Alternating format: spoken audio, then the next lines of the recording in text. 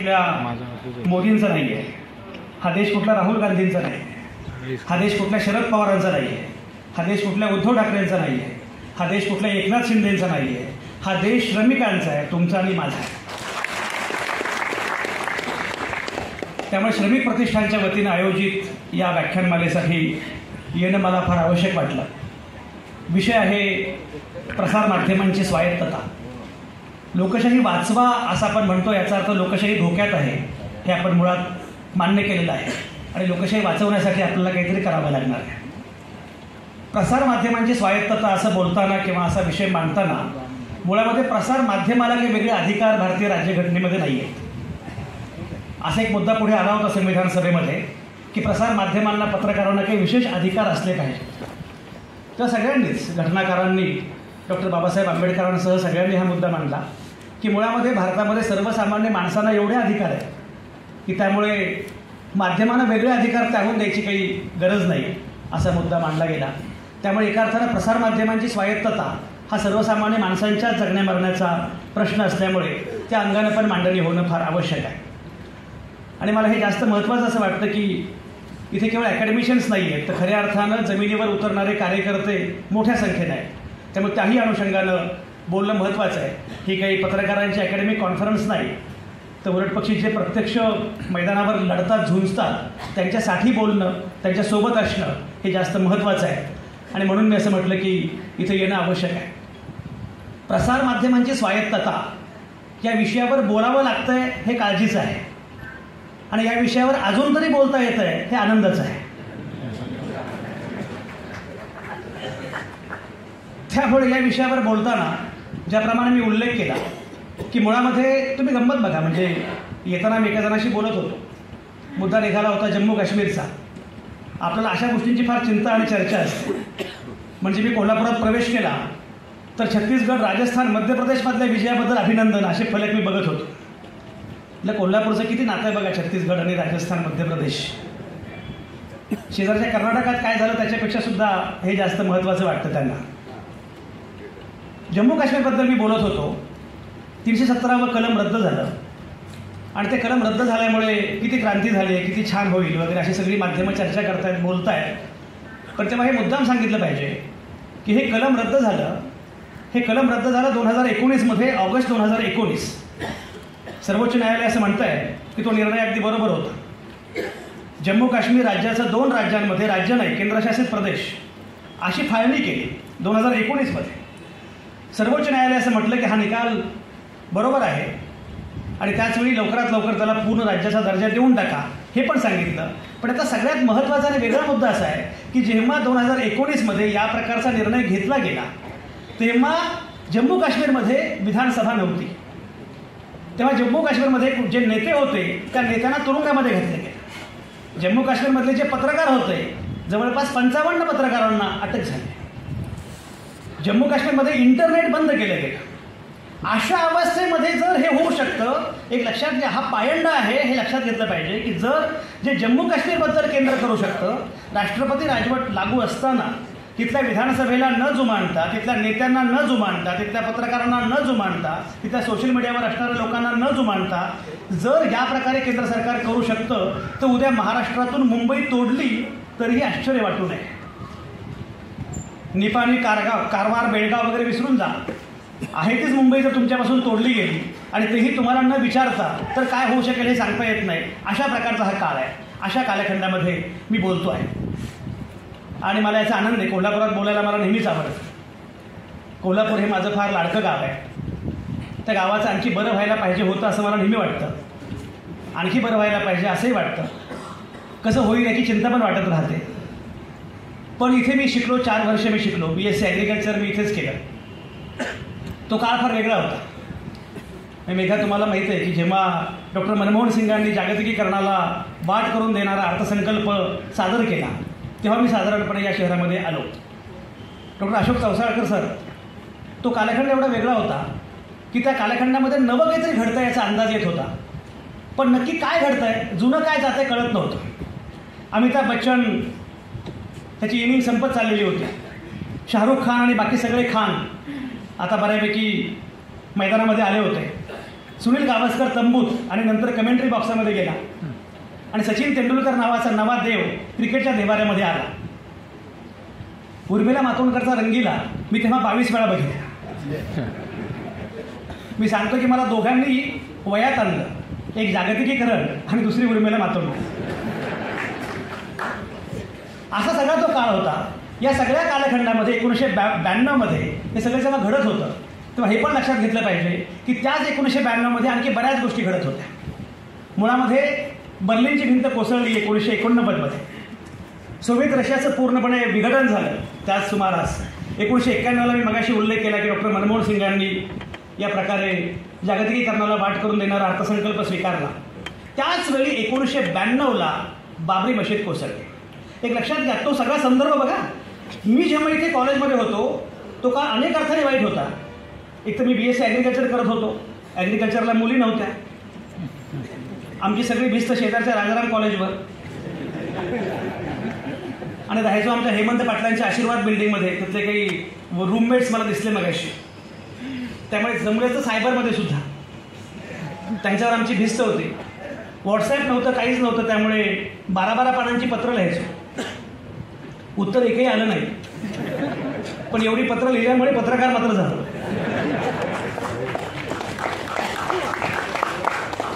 असा सगळा विचित्र आणि भयंकर सगळा काळ होता. 1992 काय घडलं बघा. 3 गोष्टी घडल्या. मी असं म्हणतोय की आजच्या कालखंडाची ती गर्भारभूमी होती. आजच्या कालखंडाची पायाभरणी त्या कालखंडात सुरू होते हे कोणालाच कळत नव्हतं आणि आत्ता कळतंय की अरे हे तेव्हा आपल्या समोर घडत होतं, आपल्याला कळलं नाही. 1992 प्रामुख्यानं 3 महत्त्वाच्या गोष्टी प्रसाद घडल्या. पहिली गोष्ट म्हणजे मी मगाशी उल्लेख केल्याप्रमाणे रामजन्मभूमी आंदोलन तीव्र झालं. बाबरी मशीद उद्ध्वस्त झाली, हा पहिला मुद्दा. दुसरा मुद्दा, त्याच कालावधीमध्ये मंडल आयोग आला आणि आरक्षणाची आंदोलनं जग सगळीकडे सुरू झाली. बघा आजचा कालखंड आणि तो कालखंड. एकीकडे राम मंदिराच्या अनुषंगाने चर्चा, दुसरीकडे आरक्षणाची सगळी आंदोलनं सुरू आहेत आणि तिसरीकडे त्याच कालखंडामध्ये संगणक नावाची गोष्ट ही अधिक व्यापक पद्धतीनं पुढे यायला सुरुवात झाली. तेव्हा जे लोक संगणक नको म्हणून संसदेवर बैलगाडी मोर्चे काढत होते तेच आता बुलक कार्ड सोडून फ्लिपकार्टवर गेलेले आहेत. असा सगळा तो कालखंड होता. आणि या कालखंडामध्ये माझ्या असं लक्षात येतं आत्ता विचार करताना की अरे आज जे काही राम मंदिराचं सगळं भूमिपूजन उद्घाटन सगळं जे काही होणार आहे त्याची पायाभरणी त्या कालावधीमध्ये सुरू होती. असा हा सगळा कालखंड होता. या कालखंडामध्ये मी होतो आणि मला अजूनही आठवतं त्यावेळी फार चमत्कार होते. मशीनमधून पैसे यायचे, तो चमत्कार वाटायचा. नंतर मशीनमधून मतं पण यायला लागली, हा नंतरचा काळ आहे. मला आठवतं मी जेव्हा नंतर जर्नलिझमला गेलो तर प्राध्यापक अरुण साधू हे माझे विभाग प्रमुख होते. अरुण साधू हे प्रख्यात लेखक, कादंबरीकार. अरुण साधू आमचे विभाग प्रमुख होते. अरुण साधू म्हणाले की संजय मला एक फाईल सापडत नाही आहे. आम्ही सगळी लायब्ररी शोधली, आम्ही सगळं डिपार्टमेंट शोधलं, नंतर कळलं की ती फाईल कॉम्प्युटरमधली असते. असा सगळा कालखंड होता. मी मगाशी म्हटल्याप्रमाणे जागतिकीकरणासोबत आम्ही वाढत गेलो, त्या सगळ्या कालखंडामध्ये वाढत गेलो आणि आज मागे वळून बघताना असं वाटतं की त्या कालखंडाचा खरा अन्वय कदाचित आज लागतो आहे. जागतिकीकरण हे एकटं आलं नाही. जागतिकीकरण हा बाजार होता, जागतिकीकरण हे मार्केट होतं. पण जागतिकीकरणाच्या सोबत सगळ्यात महत्त्वाचं म्हणजे एक वेगळं अर्थकारण आलं, वेगळं राजकारण आलं आणि सगळ्यात महत्त्वाची गोष्ट म्हणजे वेगळा मीडिया आला, वेगळी माध्यमं आली. अशा सगळ्या त्या कोल्हापूरच्या माझ्या आठवणी सोबत आहेत. आणि प्रामुख्यानं हे कोल्हापूर कॉम्रेड गोविंद पानसरेंचं कोल्हापूर आहे. गोविंद पानसरेंच्या कोल्हापुरात बोलताना मला आठवतं 25 नोव्हेंबर 1949 डॉक्टर बाबासाहेब आंबेडकरांनी भाषण केलं संसदेमध्ये. संविधान सादर करताना भाषण केलं. त्या भाषणामध्ये बाबासाहेब असं म्हणाले, तुम्ही एखादा मुद्दा मांडलात आणि तुमचा मुद्दा मला पटला नाही. तुम्ही एखादा मुद्दा मांडलात आणि तुमचा मुद्दा मला पटला नाही तर तुमचा मुद्दा खोडून काढण्यासाठी मी माझी बुद्धी पणाला लावेन. पण मला मान्य नसणारा मुद्दा सुद्धा तुम्हाला मांडता यावा यासाठी जीवाची बाजी लावेन. आणि बाबासाहेब नंतर तुकारामांना कोट करतात. तुका म्हणे होय मनाशी संवाद आपलाची वाद आपणाशी. ही खंडन मंडनाची परंपरा ज्या देशामध्ये होती, ज्या देशाची कल्पना आज मुळामध्ये सगळ्यांनी बोललं पाहिजे, प्रत्येकाला आपला आवाज असला पाहिजे ही होती, त्या देशामध्ये कॉम्रेड गोविंद पानसरेंचा खून का होता, हत्या का होते. ज्यांनी खोटा शिवाजी सांगितला त्यांना महाराष्ट्र भूषण मिळालं. आणि ज्यांनी खरा शिवाजी सांगितला त्यांना मात्र गोळ्या घातल्या गेल्या. मी मगाशी म्हटल्याप्रमाणे मुळामध्ये कॉम्रेड गोविंद पानसरेंची हत्या का होते, डॉक्टर नरेंद्र दाभोळकरांची हत्या का होते, गौरी लंकेशची हत्या का होते, डॉक्टर कलबुर्गींची हत्या का होते? कारण वेगळा विचार मांडू नका, पण सगळ्यात महत्त्वाचं हे पण लक्षात घेतलं पाहिजे, याचा अर्थ वेगळ्या विचाराचं भय व्यवस्थेला असतं. व्यवस्थेला माहिती असतं की सगळ्यात शक्तिमान काय असेल तर तो वेगळा विचार आहे, आणि म्हणून वेगळा विचार किती महत्त्वाचा आहे हे पण लक्षात घेतलं पाहिजे. अशा वेळी मी प्रसारमाध्यमांच्या स्वायत्ततेबद्दल बोलतोय. मी ज्याप्रमाणे मगाशी उल्लेख केला, खरं म्हणजे माध्यमांच्या अनुषंगानं बरंच काही बोलता येणं शक्य आहे, पण ते बोलत असताना लोकशाहीच्या अनुषंगानं पण मला तेवढीच मांडणी करणं जास्त आवश्यक वाटतं. भारताच्या लोकशाहीचं जे अधिष्ठान आहे, जे बलस्थान आहे, त्याच्या अनुषंगानं बोलता आलं पाहिजे. मी ज्याप्रमाणे मगाशी उल्लेख केला की प्रत्येकाला व्यक्त होता येणं, प्रत्येकाला बोलता येणं हे फार महत्त्वाचं आहे. कोणीतरी एकटा मन की बात करेल असं कसं चालेल? सगळ्यांनीच मन की बात केली पाहिजे. डॉक्टर रोहन चौधरी मला दिसत आहेत, डॉक्टर आलोक जत्राडकर मला दिसत आहेत, हे सगळे PhD झालेले लोक आहेत. आता PhD करून काय दिवे लावणार आहेत माहिती नाही.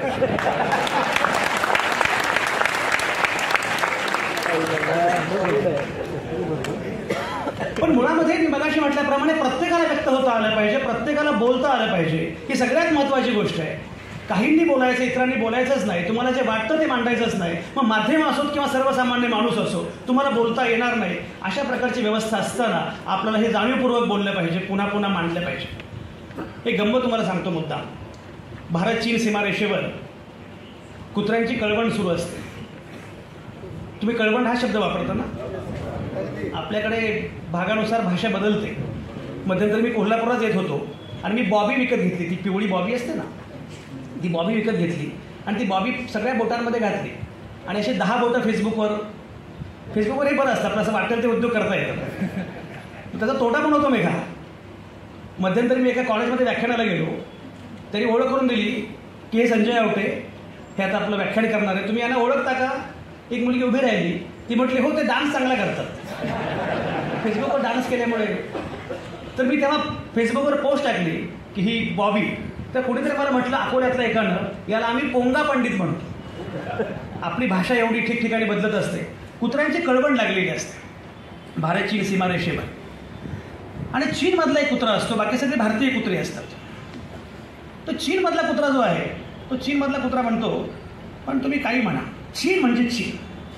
चीनमध्ये काय उड्डाणपूल आहे, चीनमध्ये काय आहे, चीनमध्ये हे आहे, चीनमध्ये ते आहे, भरपूर सुरू होतं. तर भारतीय कुत्र्याच्या लक्षात येतं की हे जरा जास्तच चाललं आहे. दशरथ पारेकर सर समोर बसलेले आहेत, हे जरा जास्तच चाललेलं आहे.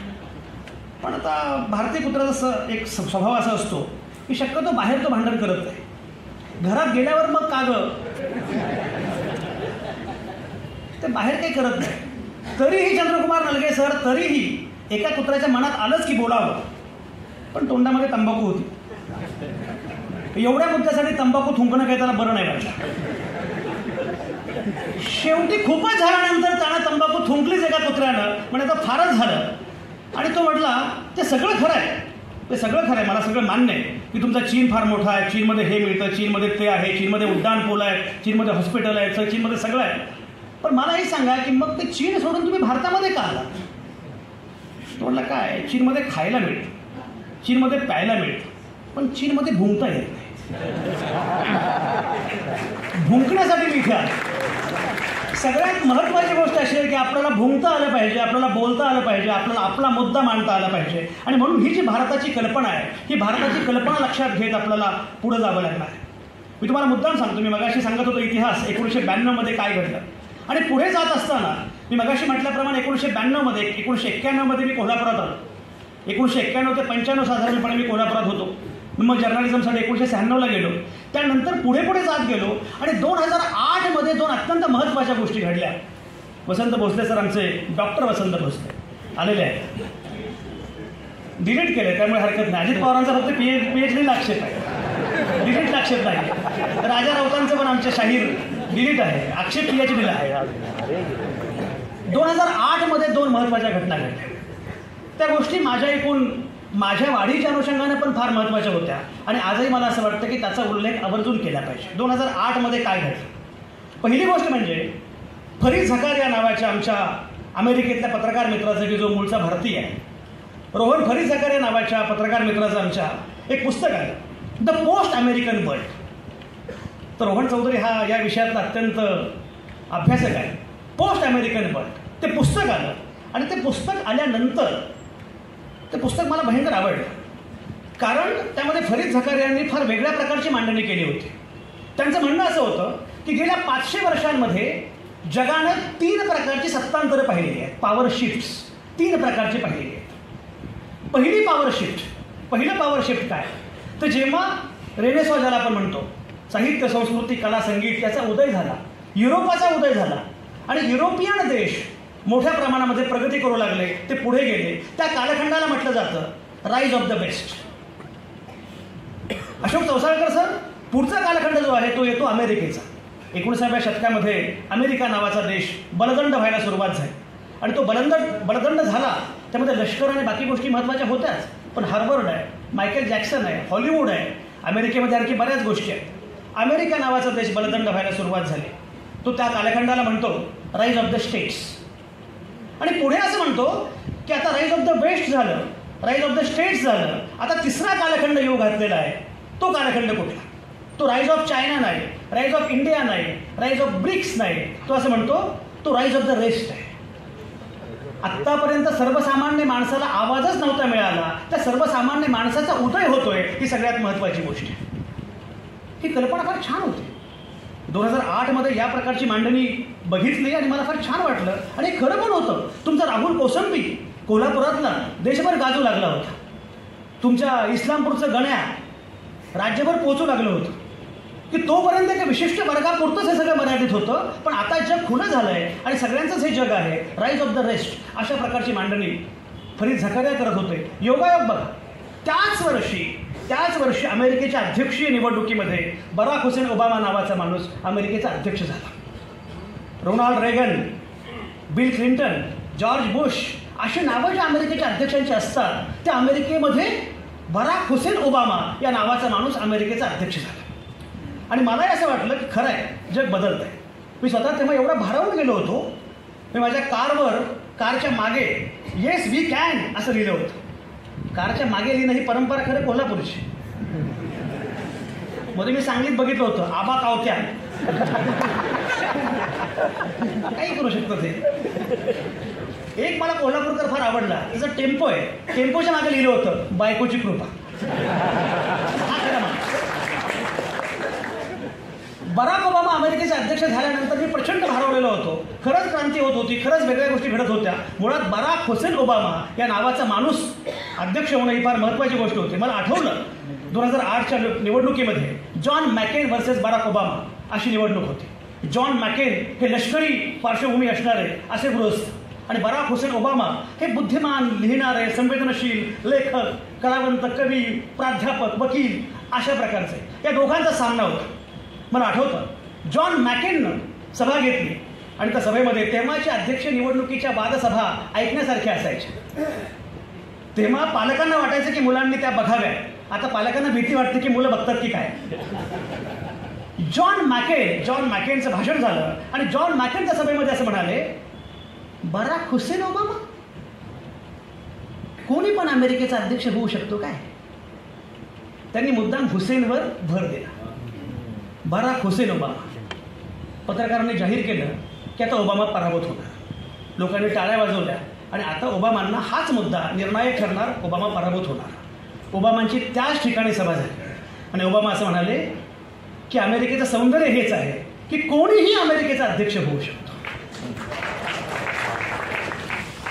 तेव्हा असंच आमची भावना होती, वा वा वा, काळ किती छान बदलतोय. बराक ओबामा अमेरिकेचे अध्यक्ष झाले आणि बराक ओबामा अमेरिकेचे अध्यक्ष झाल्यानंतर ओबामांनी जे भाषण केलं त्या भाषणामध्ये ते असं म्हणाले, 1965 पर्यंत ज्या अमेरिकेमध्ये कृष्णवर्णीयांना मताचा अधिकार नव्हता, अनेक प्रांतांमध्ये कृष्णवर्णीयांना मताचा अधिकार नव्हता, त्या अमेरिकेमध्ये कृष्णवर्णीय माणूस हा व्हाईट हाऊसमध्ये जातोय.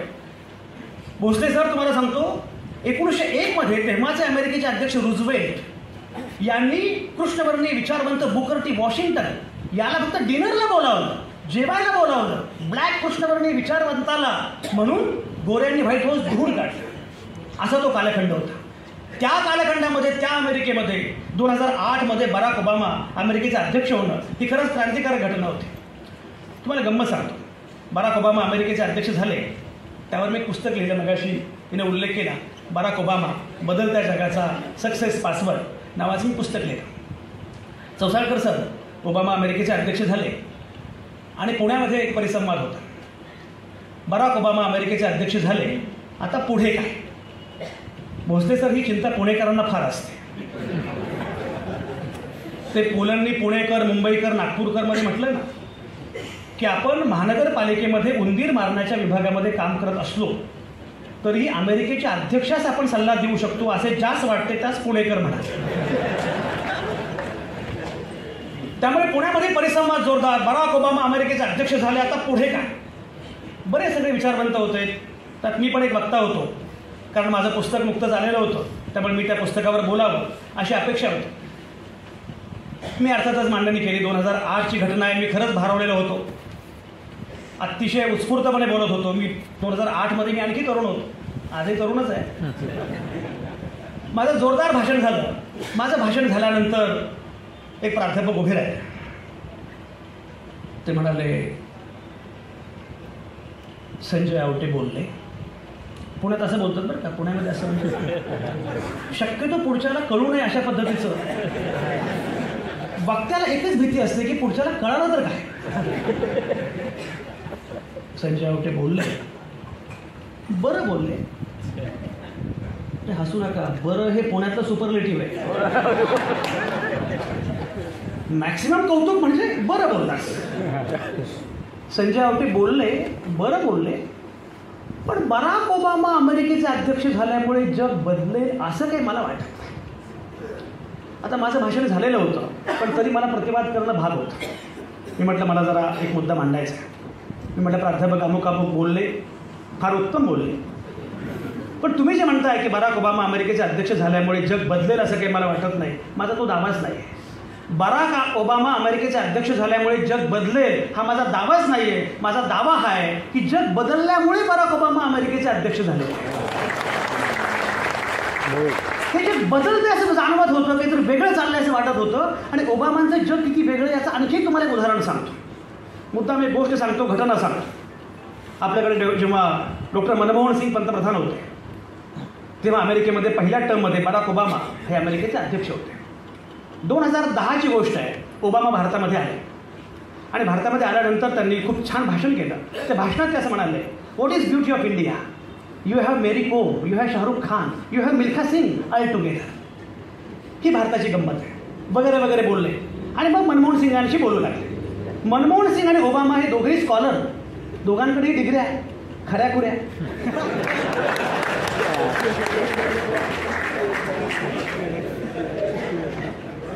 दोघांचं भरपूर प्रेम एकमेकांवर. पण लगेच ओबामांनी मनमोहन सिंगांना एक पुस्तक गिफ्ट केले, पुस्तक प्रेझेंट केलं. पारेकर सर मला विचारतायत खालून की पुस्तक का प्रेझेंट केलं? तेव्हाचे पंतप्रधान पुस्तकं वाचायचे. पुस्तक प्रेझेंट केलं आणि त्या पुस्तकावर ओबामांनी एक वाक्य लिहिलं. ते वाक्य असं होतं, from the oldest democracy to the largest democracy. जगातल्या सगळ्यात प्राचीन लोकशाहीकडून जगातल्या सगळ्यात महाकाय लोकशाहीला सप्रेम भेट. तिथे आणखी एक गृहस्थ होते, त्यांचं नाव कॉम्रेड सीताराम येचुरी. तुम्हाला सगळे कॉम्रेड माहिती आहेत, करणार काही नाहीत पण लक्ष सगळीकडे असतं. सगळ्या कॉम्रेड्सना किती पटलं बघा. त्यामुळे सीताराम येचुरींनी ते वाक्य बघितलं आणि ते वाक्य बघितल्यानंतर ते असं म्हणाले, mister Obama, you are neither oldest nor largest. तर हाऊ कम? तुम्ही लार्जेस्ट आहात हे आम्हाला मान्यच आहे, कारण तुम्ही महाकाय आहात, तुमची लोकसंख्या प्रचंड मोठी आहे. पण 1776मध्ये आम्हाला स्वातंत्र्य मिळालं. तर येचुरी म्हणाले, 1776ला तुम्हाला स्वातंत्र्य मिळालं, पण 1965पर्यंत तुमच्या देशामध्ये प्रत्येकाला मताचा अधिकार नव्हता. माझ्या देशात मात्र प्रत्येकाला पहिल्या दिवसापासून मताचा अधिकार. तुम्हाला कल्पना आहे, 1776ला अमेरिका स्वतंत्र झाली, लोकशाही आली, पण 1865ला यादवी युद्ध झालं आणि त्याच्यामध्ये अब्राहम लिंकनचा खून झाला. एवढंच नाही, ज्या 1965च्या कायद्यामध्ये दुरुस्ती झाली आणि कायद्यामध्ये दुरुस्ती केल्यामुळे बराक ओबामा पुढे अमेरिकेचे अध्यक्ष वगैरे झाले, हे खरं आहे. पण हे पण लक्षात घेतलं पाहिजे की त्या कायद्यामध्ये दुरुस्ती ज्यांनी सुचवली त्या केनेडींचा पण खून झाला. एवढंच नाही, 1905 लक्षात घ्या परिवर्तन किती कठीण असतं. 1965ला जेव्हा हा कायदा आला तेव्हा सूड म्हणून मार्टिन ल्युथर किंगचा खून झाला. एवढंच नाही, या कायद्याचं समर्थन ज्यांनी केलं ते केनेडींचा भाऊ रॉबर्ट केनेडी म्हणजे बॉबी केनेडी, त्याचा खून झाला. एवढा रक्तपात 1965 पर्यंतच्या अमेरिकेमध्ये सुरू होता आणि तुमच्या माझ्या देशात मात्र पहिल्या दिवसापासून प्रत्येकाला मताचा अधिकार मिळाला. अनेकांना शंका होती की ही माझी माणसं निरक्षर आहेत, अडाणी आहेत, गरीब आहेत, विकली जातील, त्यांना कळणार नाही काहीच. बाबासाहेब म्हणाले माझी माणसं निरक्षर असतील पण त्यांच्यामध्ये सामूहिक शहाणपण आहे आणि मग प्रत्येकाला मताचा अधिकार मिळाला. हे मी सांगतो यासाठी की हा सगळा भाग कळायला पाहिजे. स्वातंत्र्य वेगळं आणि लोकशाही वेगळी. भारत हा जगातला एकमेव देश आहे ज्याला असे 2 दिवस आहेत, स्वातंत्र्य दिन वेगळा आणि प्रजासत्ताक दिन वेगळा. असं जगामध्ये कुठल्याही देशाचं नाही आहे. स्वातंत्र्य मिळालं, तुम्ही कल्पना करा, स्वातंत्र्य मिळालं 15 ऑगस्ट 1947ला, 26 जानेवारी 1950ला प्रजासत्ताक झाला. तर आज 14 डिसेंबर आहे. 13 डिसेंबर 1946ला उद्दिष्टांचा ठराव पंडित नेहरूंनी मांडला आणि तो महत्त्वाचा यासाठी आहे कारण त्या उद्दिष्टांच्या ठरावावर बाबासाहेबांनी जे भाषण केलं ते भाषण नेहरूंना प्रचंड आवडलं. खरं म्हणजे तोपर्यंत नेहरूंना बाबासाहेबांविषयी शंका होती, यांची नक्की मांडणी काय असेल, आपल्यासोबत असतील का, अनेक शंका होत्या.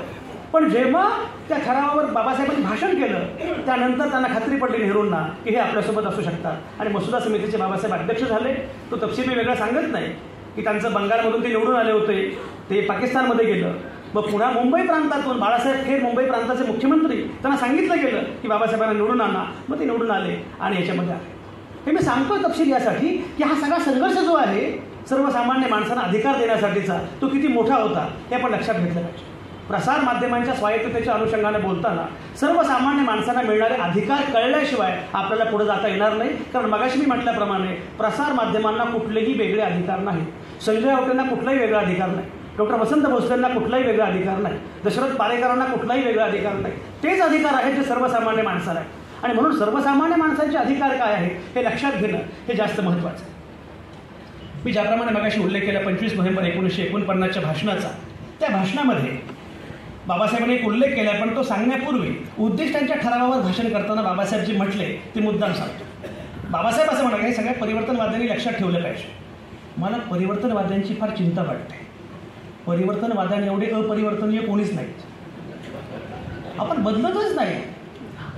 बाबासाहेब त्या भाषणामध्ये असं म्हणाले, खरं म्हणजे आज मी उभा आहे, आपल्यापैकी प्रत्येकजण वेगवेगळ्या छावण्यांचे आहोत.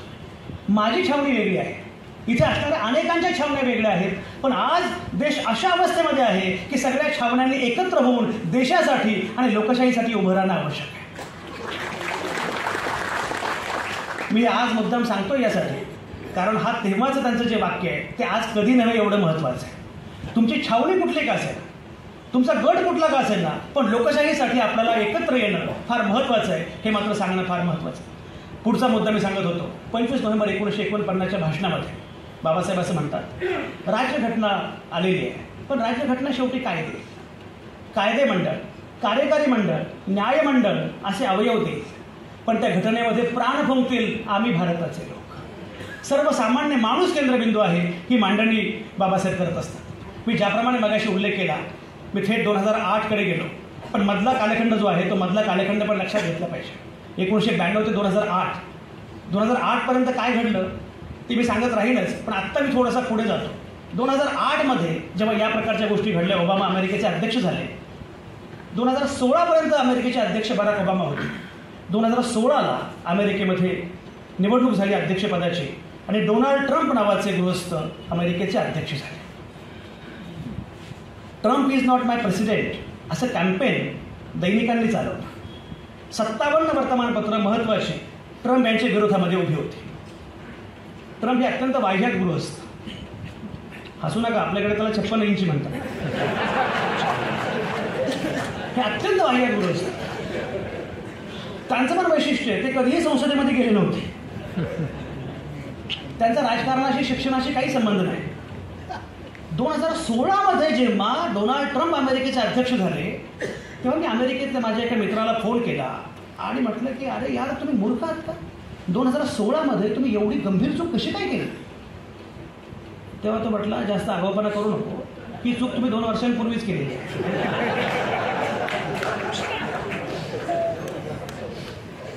मी त्याला म्हटलं अरे पण शेवटी आम्ही विकसनशील वगैरे आहोत, तुम्ही विकसित आहात, तुमचा देश ओबामांचा वगैरे असं सगळं आहे. तेव्हा तो मला असं म्हणाला आमच्याकडे कुठलीच मोठी परंपरा नाही आहे, तुमच्याकडे गांधी नेहरू आंबेडकर आहे. गांधी नेहरू आंबेडकरांच्या देशात तुम्ही हा अपराध कसा काय केला?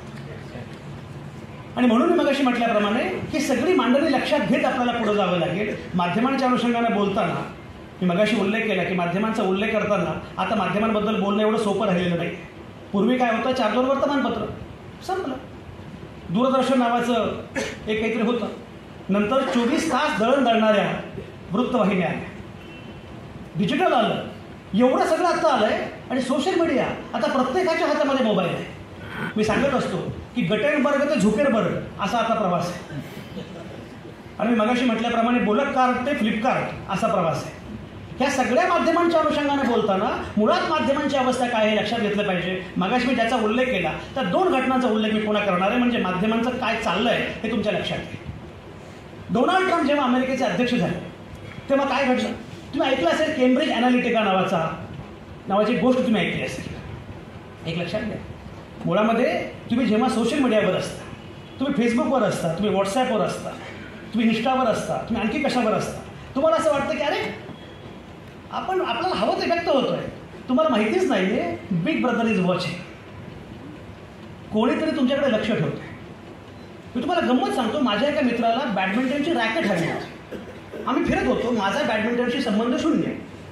बॅडमिंटनची रॅकेट हवी होती. तो मला म्हटला की संजय माझं कार्ड काहीतरी चालत नाही आहे, तुझं कार्ड वापरतो. त्याने माझं डेबिट कार्ड वापरलं. त्या दिवसापासून मला बॅडमिंटनच्या रॅकेटची जाहिरातच सुरू झाली. मी फक्त एकदा सांगितलं की मला जयपूरला जायचं आहे, कोणाला तरी फोन केला, मला जयपूरची सगळी हॉटेल्स, हे काहीच नाही. एकदा फक्त मी उल्लेख केला एका व्यक्तीचा, मी फेसबुकवर गेलो, पीपल यू मे नो त्या व्यक्तीचं नाव. माझा काही संबंध नाही.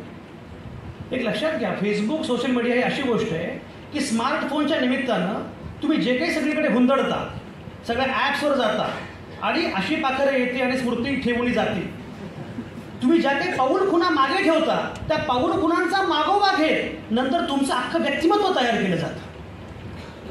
संजय आवटेंनी हे लाईक केलं, संजय आवटेंना ते डिसलाईक केलं, त्यांनी ते मागवलं, याचा अर्थ संजय आवटेंचं व्यक्तिमत्व असं असू शकतं. आणि मग संजय आवटेंना कसं विकायचं ते सुरू होतं. संजय आवटेंना काय प्रकारे विकायचं मी सांगतो यासाठी. याचं कारण असं आहे, जगामध्ये सध्या सगळ्यात अवघड गोष्ट ही झालेली आहे. मी मगाशी म्हटल्याप्रमाणे ओबामा ते ट्रम्प आणि बर्लिन ते ब्रेक्झिट हा जो प्रवास आहे, हा प्रवास लक्षात घेताना हे लक्षात घेतलं पाहिजे की मुळामध्ये जगामध्ये आत्ता सगळीकडे सगळ्यात महत्त्वाची गोष्ट म्हणजे राजकीय नेते विकले जातात, राजकीय पक्ष विकले जातात, त्यांचं मार्केटिंग केलं जातं. मला एक सांगा, डोनाल्ड ट्रम्प 2016 तुम्ही नाव तरी ऐकलं होतं का? कोणीच ऐकलं नव्हतं. केम्ब्रिज अनालिटिकानं तो सगळाच हे केला आणि पूर्णपणे ट्रम्प निवडून येतील अशी व्यवस्था केली. तिकडचं सोडून द्या, इकडच्या ट्रम्पविषयी जरा बोलूया. तुम्हाला आठवत असेल, मला एक सांगा, नरेंद्र मोदी हे नाव 2012 तुम्हाला माहिती होतं का? काही लोक मला असं म्हणतात की नरेंद्र मोदींच्या पश्चात पर्याय काय? मी म्हटलं मुळात नरेंद्र मोदी पर्याय आहेत हे तुम्हाला कधी कळलं? 2011-12 नरेंद्र मोदी हे नाव कोणाला माहितीही नव्हतं. उलट पक्षी जे काही माहिती होतं ते 2001 गुजरातचे मुख्यमंत्री झाले, थोड्याशा वाईट कारणांसाठीच माहिती होतं. 2011-12 हे नावही कोणाला माहिती नव्हतं. अचानकपणे 2010 अण्णा हजारेंचं आंदोलन सुरू झालं. पण ते अण्णांना अजून कळलेलं नाही आपण काय केलेलं आहे.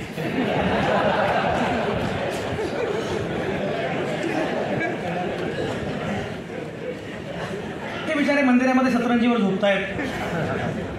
राळेगर सिद्धी यांच्याकडे, प्रसिद्धी त्यांच्याकडे. अण्णा हजारे नावाच्या गृहस्थांनी आंदोलन सुरू केलं. मै भी अण्णा, तुम भी अण्णा, सगळे अण्णा झाले, सगळं वातावरण अण्णा. पण तेव्हा गंमत काय होती, तेव्हा 24 तास दळण दळणाऱ्या वृत्तवाहिन्या नुकत्याच जन्माला आलेल्या होत्या. त्यांना काहीतरी खाद्य पाहिजे होतं ना. 24 तास खाणारा तो भयंकर राक्षस आहे. वृत्तवाहिनी हा 24 तास खाणारा राक्षस आहे.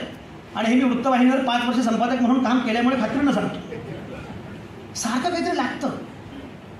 त्यांना 2009 तुम्हाला आठवत असेल, 2007-8 त्यांना आपल्याकडे राज ठाकरे मिळाले महाराष्ट्रामध्ये, तिकडे अण्णा हजारे मिळाले. आणि मग मी अण्णा तुम्ही अण्णा सगळं सुरू झालं. एक लक्षात घ्या, हा सगळा कालखंड लक्षात घ्या. जेव्हा 2010 आपल्याकडे अण्णा हजारेंचं आंदोलन सुरू होतं, त्याच कालखंडामध्ये अरब क्रांती सुरू होती, त्याच कालखंडामध्ये फेसबुक रेव्होल्युशन सुरू होतं.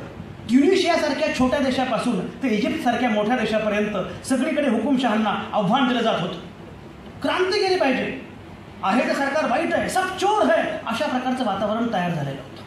एकीकडे पैसा प्रचंड येतोय, पण तो पैसा आपल्यापर्यंत येत नाही, कारण हे सगळे भ्रष्ट नेते तो पैसा खातात आणि आपल्यापर्यंत पैसा पोहोचत नाही. अशा प्रकारे सर्वसामान्य तरुण पोरापोरींना वाटू लागलेलं होतं. एक प्रकरण भ्रष्टाचाराची समोर येत होती. आणि आता हे सरकार बदललं पाहिजे, हे सगळे भ्रष्ट आहे. डॉक्टर मनमोहन सिंग यांच्यासारख्या अत्यंत महत्त्वाच्या पंतप्रधानाची प्रतिमा अशी करून टाकलेली होती की ते दुबळे प्राईम मिनिस्टर आहेत, ॲक्सिडेंटल प्राईम मिनिस्टर. अशा प्रकारचं वातावरण तयार करून टाकलेलं होतं. आणि अशा वातावरणामध्ये मग एक चेहरा पण लागतो. तो चेहरा पुढे आला. नरेंद्र मोदी जेव्हा 2014 भारताचे पंतप्रधान झाले, तेव्हाची नेपथ्य रचना काय आहे ते पण लक्षात घेतली पाहिजे. ही नेपथ्य रचना ही होती. ती नेपथ्य रचना कोणी केलेली होती हे मी आत्ता सांगत नाही, पण मुद्दा असा की तेव्हा या प्रकारे सुरू झालं आणि मग आकस्मिकपणे गुजरात मॉडेल विकलं जायला सुरुवात झाली. हे गुजरात मॉडेल आहे. एवढंच नाही, नरेंद्र मोदींनी चहा विकला की नाही मला माहिती नाही, पण चहा विकला ही ओळख विकली.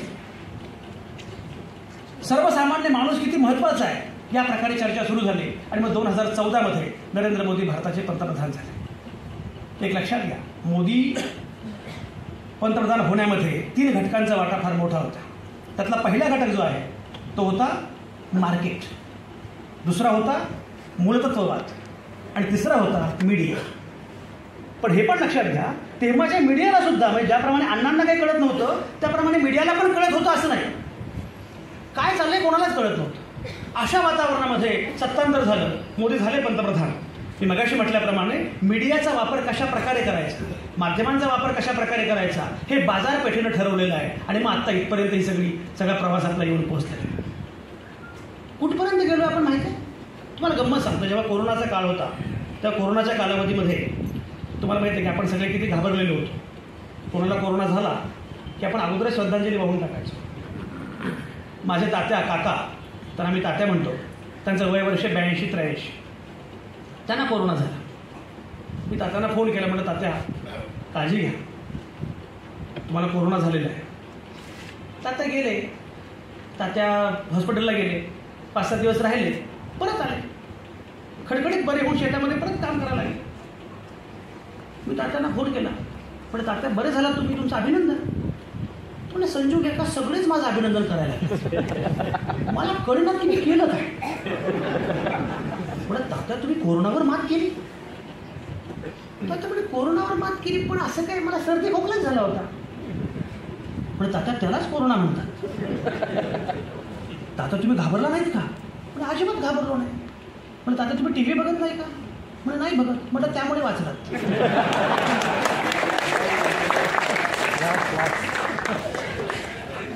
NIVचा आमचा शास्त्रज्ञ मित्र आहे, तो म्हटला हा लाल कोरोना, पिवळा कोरोना, तांबडा तुम्हाला कुठे सापडला? कोरोनामुळे कोरोनाचा नवा रुग्ण पुण्यामध्ये ढॅनटाड्या, ते म्युझिक कुठलं होतं माहिती नाही. हे एवढंच नाही आहे, मी सांगतो यासाठी माध्यमांची भूमिका दहशत विकणं आणि भय निर्माण करणं ही आहे. आणि केवळ तेवढंच केलं नाही माध्यमांनी केवळ तेवढंच केलं नाही. तुम्ही तो सगळा कालखंड आठवा. त्या कालावधीमध्ये माध्यमांनी आणखी एक गोष्ट केली, ती म्हणजे जणू काही मुस्लिमांनी हिंदू भारतावर कोरोना लादलेला आहे अशा प्रकारचं चित्र तयार केलं. तुम्ही आठवा तेव्हाच मी मगाशी म्हटल्याप्रमाणे मुळात ज्या प्रकारे झालं, पण हे मी केवळ म्हणत नाहीये, उच्च न्यायालयाच्या औरंगाबाद खंडपीठानं जाहीरपणे आपल्या निकालपत्रामध्ये असं म्हटलं की माध्यमांनी पश्चाताप व्यक्त केला पाहिजे, कारण तुम्ही हिंदू विरुद्ध मुस्लिम अशा प्रकारचा संघर्ष कोरोनाच्या निमित्तानं लावलात, जाणीवपूर्वक लावलात. आणि हे परसेप्शन तयार करण्याचं काम मी मध्यंतरी मदरिंग मुस्लिम नावाचं पुस्तक वाचत होतो. मुस्लिमांच्या अनुषंगानं काय प्रकारचं वातावरण तयार करून टाकलेलं आहे आपण. आणि तयार करण्यामध्ये माध्यमांचा वाटा फार मोठा आहे, कारण माध्यमांना अशा झुंजी लावायच्या असतात. हिंदू विरुद्ध मुस्लिम झुंज लावली नाही तर TRP वाढणार कसा, लोक बघतील कसं. आणि मग जाणीवपूर्वक या प्रकारचं वातावरण तयार करायचं. तुम्हाला एक गंमत सांगतो, गंमत म्हणजे वाईट घटना आहे. बुलढाण्यामध्ये माझा एक मित्र आहे हर्षवर्धन पवार नावाचा, तो मला मध्ये नागपुरात अधिवेशनामध्ये भेटला. त्याचं एक छोटं गाव आहे बुलढाण्याजवळ. तो मला सांगत होता की माझ्या छोट्या गावामध्ये वीटभट्टी आहे आणि ती वीटभट्टी एका मुस्लिम माणसाची आहे. तो मुस्लिम माणूस वीटभट्टी चालवतो आणि त्याच्याकडे काम करणारे सगळे हिंदू आहेत. आणि ती वीटभट्टी ज्याच्या शेतामध्ये आहे तो पण हिंदू आहे. आणि पिढ्यानपिढ्या वर्षानुवर्षे ती वीटभट्टी चाललेली आहे, काही कोणाला अडचण नव्हती. जेव्हा हे वातावरण तयार झालं तेव्हा तो जो हिंदू शेतकरी आहे त्या हिंदू शेतकऱ्यानं सांगितलं याला की वीटभट्टी जी आहे ती माझ्या शेतामध्ये चालणार नाही, चालते व्हा. त्या छोट्या गावामध्ये बजरंग दलानं त्याचं पोस्टर लावलं, तो शेतकरी 70 वर्षांचा, चालते व्हा. या प्रकारचं वातावरण आपण तयार करून टाकलेलं आहे. त्याला माध्यम प्रामुख्याने जबाबदार आहे, हे न्यायालय म्हणत आहे. माझं जे पुस्तक आहे विथ द चेंज आम्ही भारताचे लोक, त्या पुस्तकात एक कविता आहे. त्या कवितेमध्ये मी असं म्हटलं आहे, धर्माने पेटवलेल्या बनव्यातून मिल्खा सिंग धावत असतो. तुम्ही मिल्खा भाग बघितला. धर्माने पेटवलेल्या बनव्यातून मिल्खा सिंग धावत असतो. धावणाऱ्या मिल्खाच्या रूपात फरहान अख्तर दिसतो. टाळ्या पिटणाऱ्या कोणालाच दोघांचाही धर्म ठाऊक नसतो. अरे तुम्ही कितीही नाकारली तरी हीच माझ्या देशाची गाथा आहे. भल्या भल्यांचा उतरवला तोरा, तुमची काय कथा आहे. आम्ही भारताचे लोक, हीच आमची ख्याती आहे. ही वीण आहे भारताची, पण ती वीण उसवण्याचा प्रयत्न हेतुतः माध्यमांना वेहिकल करून होत असताना आपण हे लक्षात घेतलं पाहिजे की भारत नक्की काय आहे. तुम्हाला गंमत सांगतो, उद्धव ठाकरे जेव्हा मुख्यमंत्री होते महाराष्ट्राचे तेव्हा मी उद्धव साहेबांना एका स्टेजवर आम्ही एकत्र होतो. उद्धव साहेबांना उद्देशून मी असं म्हटलो, उद्धव साहेब की बाळासाहेब ठाकरेंना हिंदू हृदय सम्राट असं म्हणतात, पण एक लक्षात घ्या, जेव्हा हिंदू हृदय सम्राटावर सिनेमा काढायची वेळ आली तेव्हा तुम्हाला नवाजुद्दीन सिद्दीकी शोधावा लागला. ही भारताची गंमत आहे. पंडित नेहरूंच्या डिस्कवरी ऑफ इंडियावर जेव्हा भारत एक खोज नावाची मालिका निघाली तेव्हा छत्रपती शिवरायांची भूमिका करण्यासाठी नसरुद्दीन शहा शोधावा लागला. ही भारताची गंमत आहे. पण ही भारताची गाथा जाणीवपूर्वक पुसून टाकण्याचा, आयडिया ऑफ इंडिया संपवून टाकण्याचा प्रयत्न ज्या प्रकारे केला जातो. आणि म्हणून मी मगाशी म्हटल्याप्रमाणे हे एवढंच घडलं नाही, काय काय केलं माध्यमांनी. माध्यमांचं अर्नबायझेशन झालं. सोशल मीडिया जेव्हा आला तेव्हा मी असं लिहिलं होतं, 2008मध्ये 2010मध्ये 2-3 लेख मी लिहिले होते. माझं पुस्तक आहे कोलाहलाचे जागतिकीकरण या नावाचं. त्या पुस्तकात मी असं लिहिलं होतं की सोशल मीडियानं माध्यमांचं लोकशाहीकरण केलेलं आहे. आता मी असं म्हणतो की हे लोकशाहीचं माध्यमीकरण झालेलं आहे.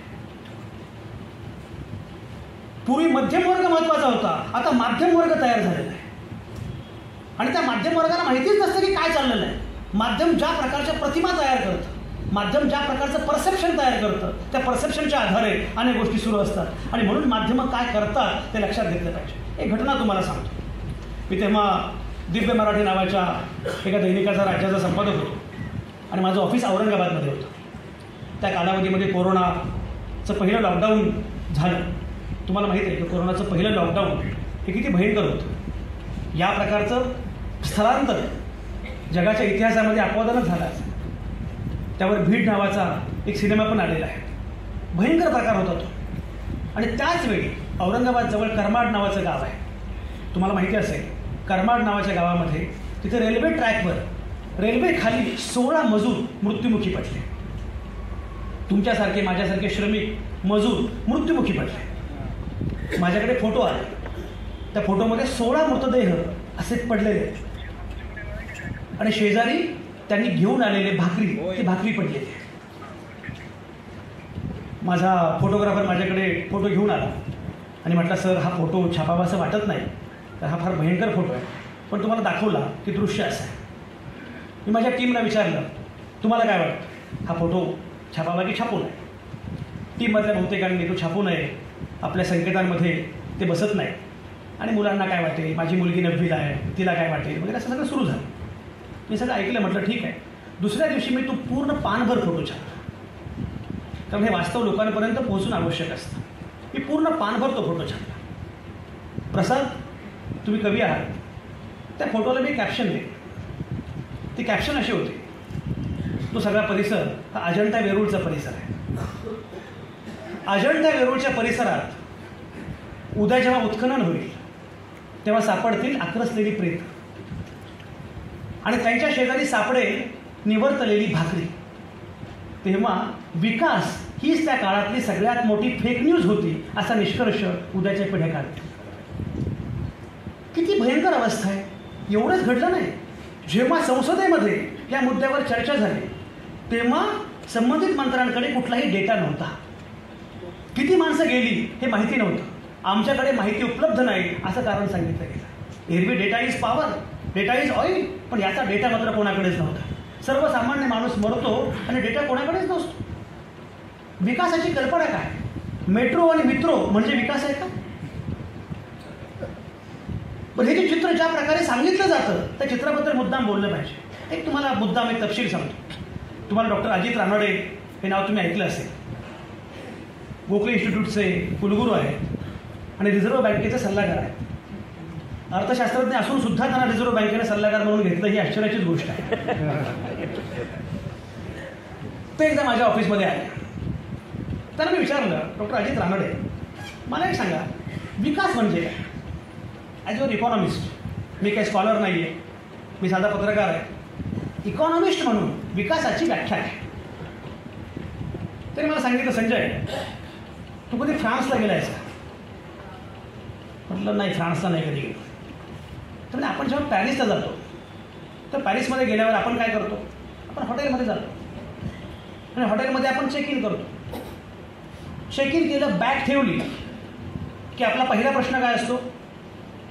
पाणी, मिनरल वॉटर, बिस्लेरी किंवा आणखी काय जे असेल ती मिनरल वॉटर. पण तुम्ही रिसेप्शनला फोन करता, पाणी. तुम्ही कसं प्यायचं पाणी? तर म्हणजे आज बाथरूममध्ये जा, नळाला पाणी आहे ते काय? तुम्ही म्हणता ओ, ती पण म्हणते ओ, कारण फ्रेंचमध्ये ओ म्हणजे पाणी. ते पुढे असं म्हणतात की महानगरपालिकेच्या नळाला येणारं पाणी डोळे झाकून पिता येणं म्हणजे विकास.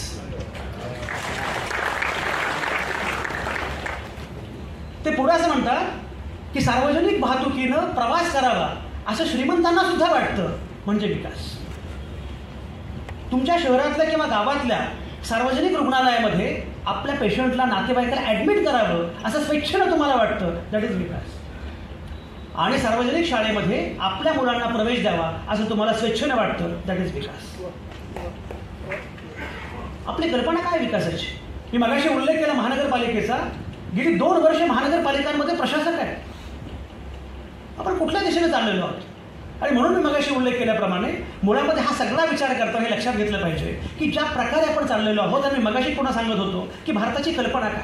पण हा असा देश आहे, ओबामा जे म्हटले की लार्जेस्ट डेमोक्रेसी, एवढी प्रचंड लोकसंख्या आहे, एवढी प्रचंड लोकसंख्या आहे. मला आठवतं मी इस्रायलमध्ये गेलो होतो. इस्रायलची आताची अवस्था फार भयंकर आहे, पण मी इस्रायलमध्ये गेलो होतो. इस्रायलमध्ये तेल अविव नावाचं खूप चांगलं शहर आहे, स्मार्ट शहर आहे. तर तेल अविव शहर मी पाहिलं आणि मला ते शहर प्रचंड आवडलं की एवढं छान शहर आहे. आणि त्या तेल अविवच्या महापौरांनी पत्रकार परिषद आयोजित केली होती. बरं कसं आहे की आम्हाला पत्रकारांना पत्रकार परिषद आयोजित करणं फार महत्त्वाचं वाटतं आणि भारतामध्ये अशी संधी मिळत नाही. भारतामध्ये वेगळेच प्रश्न विचारावे लागतात. आंबा चोखून खाता की कापून खाता. त्यामुळे पत्रकार परिषद होती. त्या पत्रकार परिषदेमध्ये मी त्या महापौरांना बरेच प्रश्न विचारले. बरेच प्रश्न विचारल्यानंतर शेवटी त्या महापौरांनी मला जरा बाजूला घेतलं. मला म्हटले कुठून आलेले आहात? म्हटलं भारतामधून आलो. म्हणजे भारतामधून कुठून आले? तेव्हा मी साम टी व्हीचा संपादक होतो आणि माझं ऑफिस मुंबईमध्ये होतं. मी म्हटलं मुंबईतून आलो. मला म्हटले मग तुम्हाला का एवढे महत्त्वाचे प्रश्न विचारायचे आहेत? तर मला असं वाटतं की तेल अविव हा आमचा आदर्श आहे आणि त्या दिशेने आम्हाला जाता येणं शक्य आहे. ते मला म्हटले तुम्हाला कल्पना आहे का तेल अविव शहराची लोकसंख्या किती आहे? म्हटलं किती आहे? म्हटलं 4 लाख. तुम्हाला कल्पना आहे का इस्रायल देशाची लोकसंख्या किती आहे? म्हटलं किती? म्हटलं 80 लाख. आम्हाला प्रश्न पडतो तुम्ही लोक 2 कोटीची मुंबई कशी सांभाळता? आणि तेही एवढ्या जाती, एवढ्या भाषा, एवढे धर्म, एवढे पंथ. अवघ्या जगाला आश्चर्य वाटतं की एवढी मोठी लोकसंख्या आणि एवढं मोठं वैविध्य, मी मगाशी उल्लेख केल्याप्रमाणे भारताचा राष्ट्रवाद हा लक्षात घेतला पाहिजे की हा राष्ट्रवाद हे युनिक मॉडेल आहे. जगाच्या पाठीवर असा राष्ट्रवाद नाही आहे. एवढे धर्म, एवढे पंथ, एवढ्या भाषा आणि तरी हा देश दिमाखात झेपवत आहे. याचं लोकांना कौतुक वाटतं. पण माध्यमं मात्र या देशाची कल्पना जरूर काही बिघडून जावी अशा प्रकारे जेव्हा चित्र उभं करतात ते आपलं लक्षात आलं पाहिजे हे नक्की काय चालतं. सगळ्यात महत्त्वाच्या गोष्टी मला या निमित्तानं नोंदवायच्या. माध्यमांच्या स्वायत्ततेबद्दल बोलताना, प्रसार माध्यमांबद्दल बोलताना आणि सर्वसामान्य माणसांच्या अधिकारांबद्दल बोलताना मी ज्याप्रमाणे मगाशी उल्लेख केला की एवढी प्रचंड लोकसंख्या, एवढं वैविध्य, या वैविध्याला बरं स्थान मानत भारत ज्या प्रकारे पुढे चाललेला आहे आणि असं असताना सुद्धा या देशामध्ये तुम्हाला वेगळी भूमिका मांडता येऊ नये, तुम्हाला वेगळा विचार मांडता येऊ नये. मी ज्याप्रमाणे मगाशी उल्लेख केला 3 राज्यांच्या निवडणुकांचा, 3 राज्यांच्या निवडणुकांबद्दल माझं म्हणणं काहीच नाही. त्यामध्ये कोणाला यश मिळालं असेल त्यामध्ये हरकत काहीच नाही. माझा सगळ्यात महत्त्वाचा मुद्दा असा आहे, तुम्ही 3 राज्यांच्या निवडणुका बघा.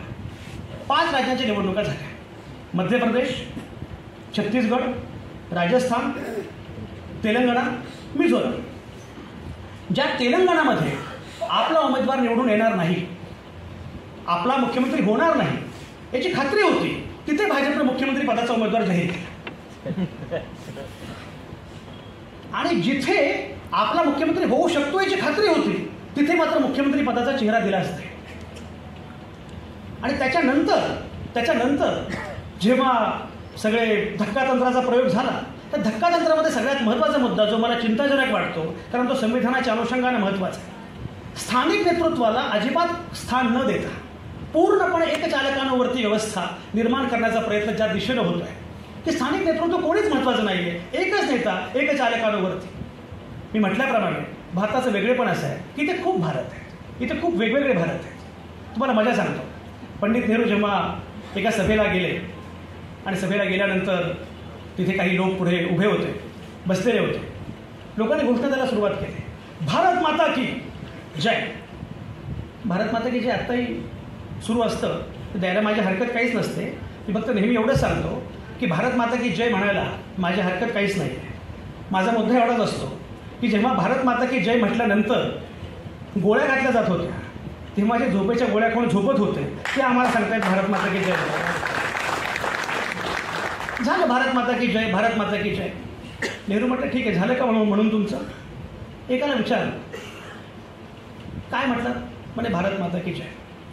म्हणे हरकत नाही भारत माता की जय, पण ही भारत माता काय म्हणतात आहे असं विचारलं की पंचायत असते. एरवी म्हणणं सोपं असतं, पण तो म्हटला भारत माता म्हणजे समुद्र, नदी, काय झाडी, काय डोंगर.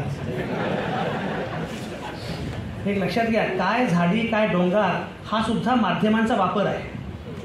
याचं कारण असं की जेव्हा ही मंडळी गुवाहाटीला गेली तेव्हा महाराष्ट्रामध्ये असंतोष होता. तो असंतोष संपवण्यासाठी हा व्हिडिओ व्हायरल केला आणि त्याचं रूपांतर विनोदामध्ये झालं. अदरवाईज गुवाहाटीमध्ये मी पण गेलेलो आहे, तिथं काही झाडी आणि डोंगर नाही, त्यापेक्षा अधिक झाडी आणि डोंगर कोल्हापूरमध्ये आहेत. आणि कामाख्यापेक्षा आमची महालक्ष्मी फार कडक आहे. पण मुद्दा असा आहे की त्याने सांगितलं की समुद्र, नदी, अमुक ढमुक म्हणजे भारत. नेहरू म्हणाले समुद्र, नदी, हे ते म्हणजे भारत आहे, पण भारत म्हणजे या देशातले 40 कोटी लोक आहेत. आणि पुढे नेहरू असं म्हणाले, आणि या 40 कोटी लोकांची एकच भारत माता असली पाहिजे अशी अपेक्षा करायचं कारण नाही. इथे 40 कोटी लोकांच्या 40 कोटी भारत माता असू शकतात.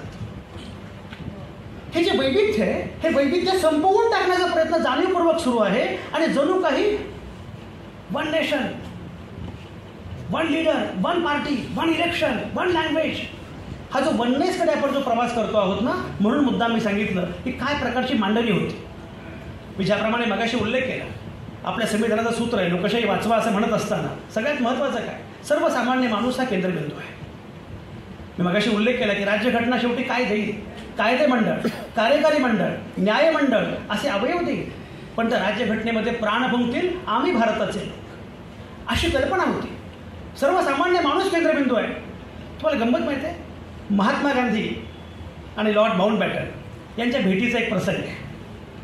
लॉर्ड माउंटबॅटन आणि महात्मा गांधी भेटतात आणि भेटल्यानंतर माउंटबॅटन त्यांना असं म्हणतात की आता भारत स्वतंत्र होतो आहे. त्यानंतर आम्ही हा देश सोडू आणि निघून जाऊ. पण एक लक्षात घ्या, या देशाला आम्ही कायदा दिला, डिसिप्लिन दिली, शिस्त दिली. आमच्या पश्चात या देशामध्ये केवळ गोंधळ असेल, आमच्या पश्चात या देशाचं काय होणार? आमच्या पश्चात या देशामध्ये गोंधळ असेल. गांधी फार मिस्किल होते बरं का. आपल्याकडे गांधीवाद्यांनी गांधींना कारण नसताना खडूस म्हातारा करून टाकलेला आहे. गांधी अत्यंत मिस्किल होते, अतिशय विनोद बुद्धीचे होते. गांधी हसले आणि गांधी म्हणाले, अगदी खरं आहे, तुमच्या पश्चात या देशामध्ये गोंधळ असेल हे खरं आहे, पण एक लक्षात घ्या, या देशामध्ये गोंधळ असेल पण तो आमचा गोंधळ असेल. तुम्ही लादलेल्या शिस्तीपेक्षा आम्हाला आमचा गोंधळ अधिक प्रिय आहे. आणि पुन्हा महात्मा गांधी असं म्हणाले, आणि माझी खात्री आहे की माझी सर्वसामान्य माणसं या गोंधळामधून आपली प्रकाशवाट शोधतील. ही जी कल्पना आहे, हीच कल्पना गांधींची होती, हीच कल्पना नेहरूंची होती, हीच कल्पना आंबेडकरांची होती. पण मी मगाशी म्हटल्याप्रमाणे हे वैविध्य संपून टाकण्याचा प्रयत्न ज्या पद्धतीने होतोय आणि जाणीवपूर्वक त्याच्यामध्ये माध्यमांचा वापर केला जातोय, माध्यमं ज्या प्रकारची भूमिका मांडतायत ते लक्षात घेतली पाहिजे. आणि मगाशी उल्लेख केल्याप्रमाणे केवळ वर्तमानपत्र, मला एक सुदैवाने एक माझी चांगली गोष्ट अशी आहे की मी सगळ्या माध्यमात काम केलेलं आहे.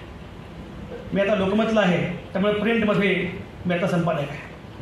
मी पूर्वी साम टी व्ही नावाच्या टेलिव्हिजन चॅनलमध्ये काम केलं आहे, त्यामुळे त्यातही मी संपादक म्हणून काम केलं, मला माहिती आहे. मी लोकमत ऑनलाईनचा पण संपादक होतो.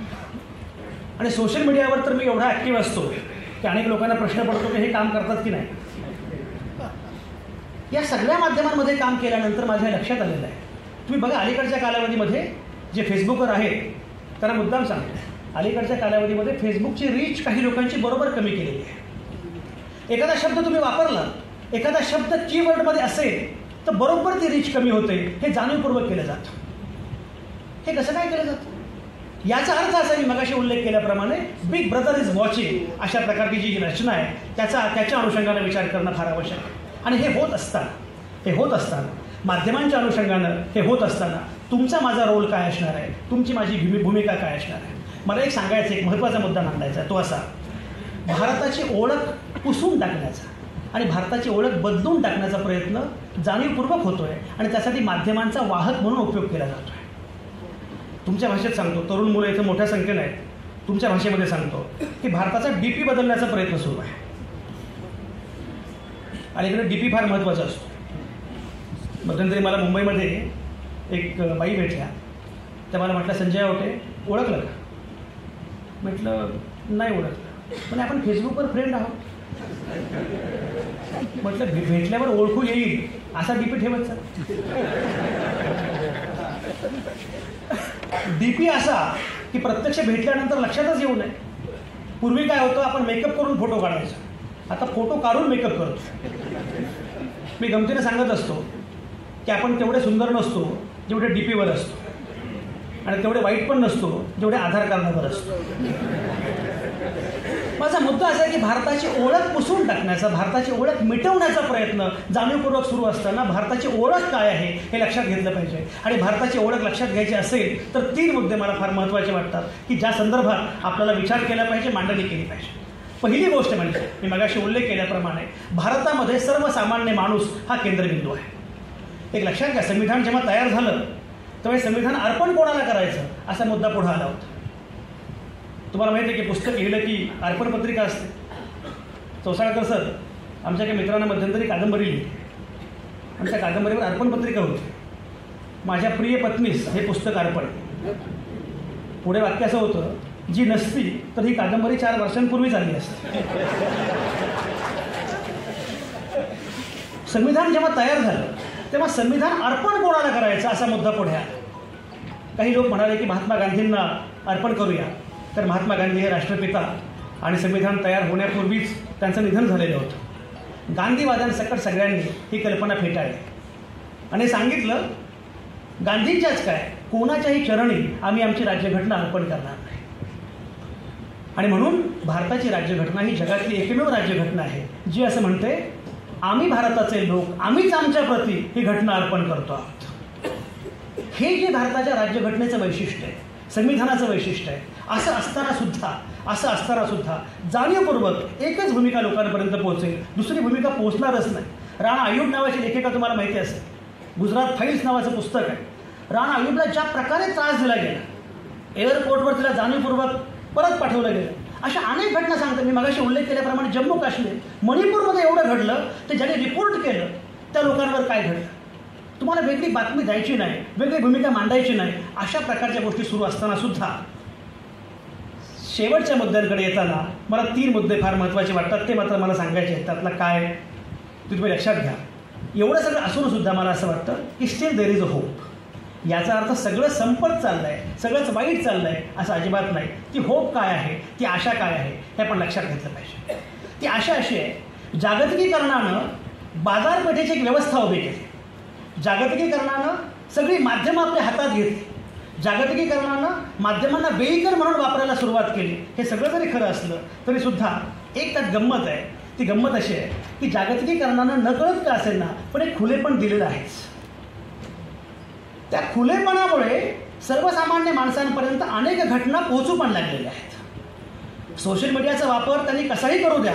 आज असे अनेक लोक आहेत की ज्यांना एक लक्षात घ्या, इस्रायलमध्ये जेव्हा युद्ध सुरू झालं तेव्हा बेंजामिन नेतान्याहू यांची इच्छा अशी होती की आपण नायक आहोत अशा प्रकारची आपली प्रतिमा तयार व्हावी. इस्रायल जगज्जेता आहे अशी आपली इमेज तयार व्हावी. प्रत्यक्षात मात्र इस्रायलबद्दल ज्या प्रकारे टीका झाली जगभरातून, याचा अर्थ असा आहे की आता सर्वसामान्य माणसांपर्यंत हे सगळं पोचत चाललं आहे, हे पण लक्षात घेतलं पाहिजे.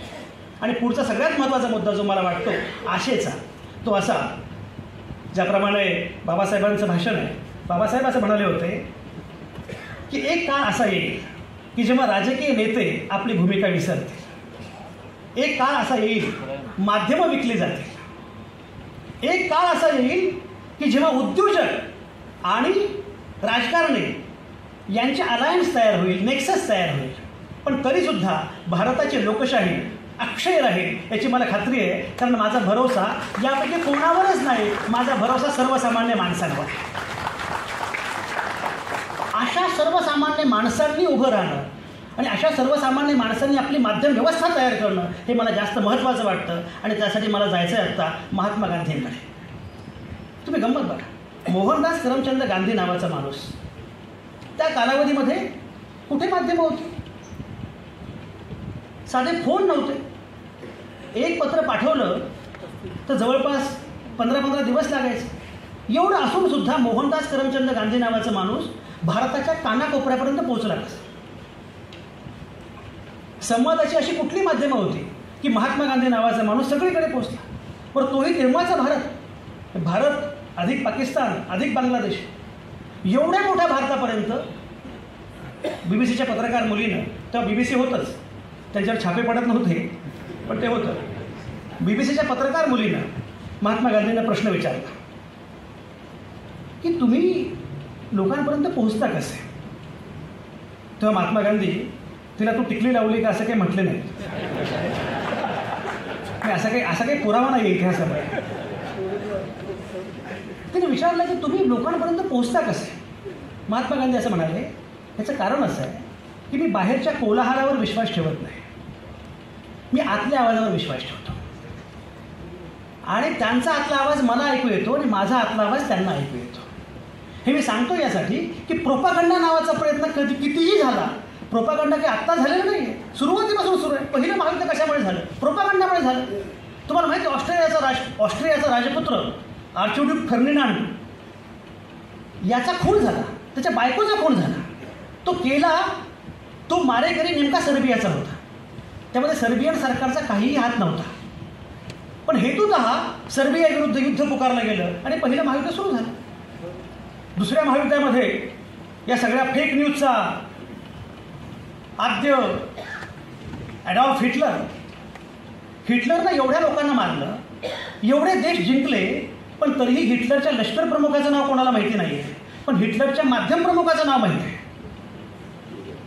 Doctor Joseph Goebbels. एवढे प्रयत्न सगळे झाले. मग त्यापूर्वी स्टॅलिन, तुम्हाला गंमत माहिती आहे, आम्ही पत्रकारितेच्या विद्यार्थ्यांना 2 संकल्पना शिकवतो, एक मिस इन्फॉर्मेशन आणि एक डिसइन्फॉर्मेशन. मिस इन्फॉर्मेशन म्हणजे चुकीची माहिती द्यायची आणि डिसइन्फॉर्मेशन म्हणजे त्या माहितीमध्ये काहीतरी माल मसाला गोळा करायचा आणि मग द्यायची. मिस इन्फॉर्मेशन आणि डिसइन्फॉर्मेशन. मला डिसइन्फॉर्मेशन कशी असते बघा, तुम्हाला गंमत सांगतो. मी शिकलो कोल्हापुरात आणि माझ्या बऱ्याच वर्गमित्रांचा मला फोन आला, म्हणजे संजय कार्यक्रमाला यायचं आहे. म्हटलं मी ओळखलं नाही, आपण क्लासमेट आहोत. जसं हे मला म्हटलं आपण रूममेट आहोत, आपण क्लासमेट आहोत. मी साधा संपादक झालो तरी मला एवढे क्लासमेट फोन करतात. मला प्रश्न पडतो, हे पंतप्रधान झाले, यांना कोणी क्लासमेट कसं फोन करत नाही?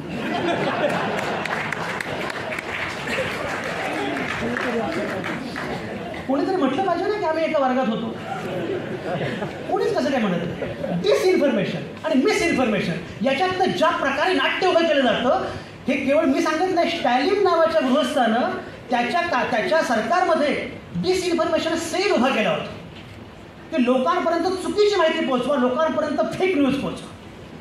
पण गंमत बघा, जेव्हा फेक न्यूजचा दबदबा वाढतो तेव्हा घडतं काय माहिती? तेव्हा घडतं हे 2022मध्ये आणि 2023मध्ये कुठला शब्द फार सर्च केला गेला असा सर्वे झाला. तो शब्द कुठला होता माहीत आहे? ऑथेंटिक. याचा अर्थ असा की जेव्हा असत्याचा दबदबा वाढतो तेव्हा लोक ऑथेंटिक शोधायला लागतात, लोक सत्याकडे आपोआपच येतात. मला एका फेसबुकवरच्या मित्रानं विचारलं होतं की सर मला प्रश्न पडतो, तुम्ही गांधींबद्दल एवढं सांगता, गांधींच्या कम्युनिकेशनबद्दल एवढं सांगता, तर मला प्रश्न असा पडतो की सध्या सगळ्या देशामध्ये पुतीन, जिनपिंग, नेतान्याहू अशा सगळ्या लोकांची, डोनाल्ड ट्रम्प, आपल्या ट्रम्पचं नाव घेत नाही, अशा लोकांची चलती आहे. अशा कालखंडामध्ये गांधींचा उपयोग काय? मी त्याला म्हटलं, वेड्या तुला कल्पना आहे का, हिटलर, मुसोलिनी आणि गांधी हे एकाच काळात होते. पहिलं महायुद्ध आणि दुसरं महायुद्ध या दरम्यानच्याच कालावधीमध्ये या तिघांनीही काम केलेलं आहे. गांधी, नेहरू आणि हिटलर या तिघांचाही प्रवास अगदी सारखा आहे. सांगू तुम्हाला उदाहरणासह, गप्पत बघा. हिटलर जर्मनीमध्ये आला 1913मध्ये. मुसोलिनी हा पत्रकार होता बरं का. मुसोलिनी पत्रकारिता सोडून राजकारणामध्ये आला 1912मध्ये. आणि महात्मा गांधी आफ्रिका सोडून भारतामध्ये आले 1915मध्ये. पहिलं साधर्म्य. दुसरं साधर्म्य, हिटलर इटलीचा सर्वोच्च नेता झाला 1922मध्ये. मुसोलिनी देशाचा सर्वोच्च नेता झाला 1922-23मध्ये. आणि भारतीय राष्ट्रीय काँग्रेसचे अध्यक्ष झाले गांधी 1924मध्ये. तिसरा मुद्दा, तिघही कम्युनिकेटर, तिघही संवादक, तिघांनी आत्मचरित्र लिहिली. हिटलरचं माईन काम्फ 1922मध्ये आलं. मुसोलिनीचं माय ॲटोबायोग्राफी 1929मध्ये आलं. आणि महात्मा गांधींचं माझे सत्याचे प्रयोग 1929मध्ये आलं. ज्या कालावधीमध्ये जगभर हिटलर होता, मुसोलिनी होता, तेव्हा तुमच्याकडे गांधी होता. याचा अर्थ असा आहे की प्रोपागंडा कितीही वाढला, फेक न्यूज कितीही वाढली, तरी शेवटी सत्याचा आवाज हा अधिक महत्त्वाचा असतो. आणि म्हणून मला असं वाटतं की गांधींनी ज्या प्रकारे कम्युनिकेशनचा उपयोग केला त्या कम्युनिकेशनकडे आपण जायला पाहिजे. सगळे परिवर्तनवादी कार्यकर्ते आहेत म्हणून मुद्दाम सांगतो, आमचे रामबापू पाटील पण मला दिसत आहेत. गंमत बघा, कृष्णा काठ नावाचं यशवंतराव चव्हाणांचं पुस्तक आहे, आत्मचरित्र. त्या पुस्तकामध्ये, त्या आत्मचरित्रामध्ये खूप चांगला प्रसंग आहे. तो प्रसंग असा आहे, यशवंतराव चव्हाण हे तेव्हा शाळेमध्ये असतात आणि शाळेमध्ये असताना स्वातंत्र्याच्या आंदोलनामध्ये भाग घेतात. एका सरकारी कार्यालयावर तिरंगा फडकवतात. त्यांना अटक केली जाते. अटक केल्यानंतर यशवंतरावांच्या आईला दुःख होतं, त्रास होतो, ती रडू लागते की आता या पोराचं शिक्षण थांबेल.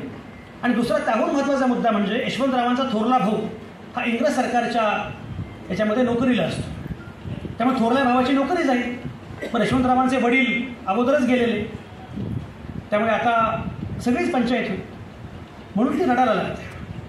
शेजारचे गृहस्थ म्हणतात, मावशी रडू नका, काही काळजी करू नका, ते साहेब माझ्या ओळखीचे, आपण जाऊ, विनंती करू, माफी मागू, ते चूक पोटात घेतली, आपल्या पोराला सोडते आणि हरकत नाही. ते जातात. त्या अधिकाऱ्याकडे जाण्यापूर्वी त्या आईला असं वाटतं की यशवंतला अगोदर भेटलं पाहिजे, पोराला भेटलं पाहिजे, 2 दिवस तुरुंगात आहे, त्याला भेटलं पाहिजे. यशवंतरावांना भेटायला आई येते तुरुंगामध्ये, त्या कोठडीमध्ये ठेवलेलं असतं. ती म्हणते, यशवंता, शाळा शिकायची सोडून हे नाही ते उद्योग का करतोस? तुझ्या आईला का घोर लावतोस? असले उद्योग करू नको. यशवंतराव म्हणतो, अगं आई, मी काही नाही केलं, गांधींनी सांगितलं होतं. ऐका, जी आई जी आई त्या अधिकाऱ्याची माफी मागण्यासाठी आलेली असते ती आई मोठ्याने म्हणते मग तुझी काय चूक आहे? तुझी चूक काय? तिथे अधिकाऱ्याकडे जाते आणि म्हणते मी माफी मागणार नाही, माझ्या पोरानं काही चूक केली नाही, गांधींचं काम केलं, देवाचं काम केलं. मी सांगतो यासाठी, राजकारण ज्यांना कळत नाही त्यांना सुद्धा गांधी कळत होते. तुम्हाला माहिती आहे, मी त्यांचं नाव घेत नाही, पण गांधींच्या मॉडेलचा अवलंब आता कोण करते माहिती आहे? ते करतायत. आणि तुम्हाला कळलंच नाही, तुम्हाला गांधींचं मॉडेलच कळलं नाही. गांधी परंपरेच्या अधिष्ठानावर उभे होते आणि परंपरेच्या अधिष्ठानावर उभं राहत गांधी ज्या प्रकारचं कम्युनिकेशन करत होते ते अत्यंत प्रभावी होतं. आणि म्हणून मला असं वाटतं की या कम्युनिकेशनकडे आपल्याला जावं लागणार आहे, या संवाद प्रक्रियेकडे आपल्याला जावं लागणार आहे. परिवर्तनवाद्यांनी नव्या कालखंडामध्ये संवादाची आपली साधनं शोधली पाहिजेत. आणि सगळ्यात महत्त्वाची गोष्ट अशी आहे, या माध्यमांचा सगळ्यात मोठा परिणाम कोणावर होतो माहिती आहे? नव्या पिढीवर. इथं सगळे जे पालक आहेत, पालिका पण दिसत आहेत, काही महापालिका पण आहेत, मुलांकडे लक्ष द्या. त्यांच्या हातामध्ये जे माध्यम आहे, पूर्वी काय होतं माहिती आहे? बाळ रडत होतं, ग्राईप वॉटर दे त्याला. आता बाळ विचार करत आहे, 5G दे त्याला, जी. मी नेहमी सांगत असतो की मला लष्करी तोयबापेक्षा लष्करी होयबाची भीती वाटते. हे या पिढीपर्यंत जे पोहोचवलं जात आहे आणि त्यातही पुन्हा महापुरुषांच्या अपहरणाचा हा काळ आहे. मी नेहमी सांगत असतो की बाप पळवणारी टोळी आलेली आहे. आमच्या उद्धव ठाकरेंना विचारा, रातोरात बापच पळवला जातो, महापुरुषांचं अपहरण केलं जातं. लोकांना माहिती नसतं की व्हॉट्सॲपवर एक मेसेज येतो, पंडित नेहरू 2 बायकांना मिठी मारतात आणि पंडित नेहरू आज उमनायचा. तो मेसेज फॉरवर्ड करणाऱ्याला हे माहीतही नसतं की त्या 2 महिलापैकी एक महिला विजयालक्ष्मी पंडित आहे आणि दुसरी महिला ही त्यांची मुलगी विजयालक्ष्मींची नयनतारा सहगल आहे. पण मेसेज पुढे जातो. मी मागे याच ठिकाणी म्हटलं होतं की पण ते काही नाही, सरदार वल्लभभाई पटेल पंतप्रधान व्हायला पाहिजे होते. पण तुला कोणी विचारलं? तू फार तर हे म्हणू शकतो की मुख्यमंत्री कोणी व्हायला पाहिजे होतं. यांना हे माहितीही नसतं की पहिली सार्वत्रिक निवडणूक झाली 1952ला आणि सरदार वल्लभभाई पटेलांचं निधन झालं 1950. पण या प्रकारे व्हॉट्सॲप विद्यापीठ जे काय, हे विद्यापीठ आपोआप नाही आहे. हे विद्यापीठ एक लक्षात घ्या, हे विद्यापीठ जाणीवपूर्वक तयार केलं गेलेलं आहे, ते फंडेड आहे, ते प्रायोजित आहे व्हॉट्सॲपवर. आणि मग या नव्या पिढीपर्यंत हे पोहोचावं. इतिहासामधून सगळं उद्ध्वस्त केलेलं आहे. इतिहासामधून मुघल गेले, इतिहासामधून टिपू सुलतान गेला, इतिहासामधून अकबर गेला. अरे जो अकबर ज्यानं तानसेनाला आश्रय दिला, ज्याने बिरबलाला आश्रय दिला, सूरदास, तुलसीदास यांना आश्रय दिला, तो अकबर गेला. स्वामी विवेकानंदांचं एक वाक्य आहे, त्याचं म्हणतात की अकबराच्या दरबारामधल्या बुद्धिवैभवाची सर पेशव्यांच्या दरबाराच्या नखालाही नव्हती. एवढा मोठा अकबर, तो अकबर तुम्ही संपून टाकला. उद्याच्या पिढ्यांपर्यंत तुम्ही काय पोहोचवणार आहात? तुम्ही शहरांची नावं बदलली, औरंगाबादचं नाव बदललं. छत्रपती संभाजी महाराजांविषयी मला तुमच्यापेक्षा त्यांच्यापेक्षा जास्त आदर आहे, पण माझा मुद्दा असा आहे, का बदलता? बरं तुम्ही शहराचं नाव बदलाल, पण शहर हा शब्द उर्दू आहे, त्याचं काय करा? एवढंच नाही, पेशवे हा शब्द उर्दू आहे, त्याच्याही पुढे जाऊन फडणवीस हा शब्द उर्दू आहे.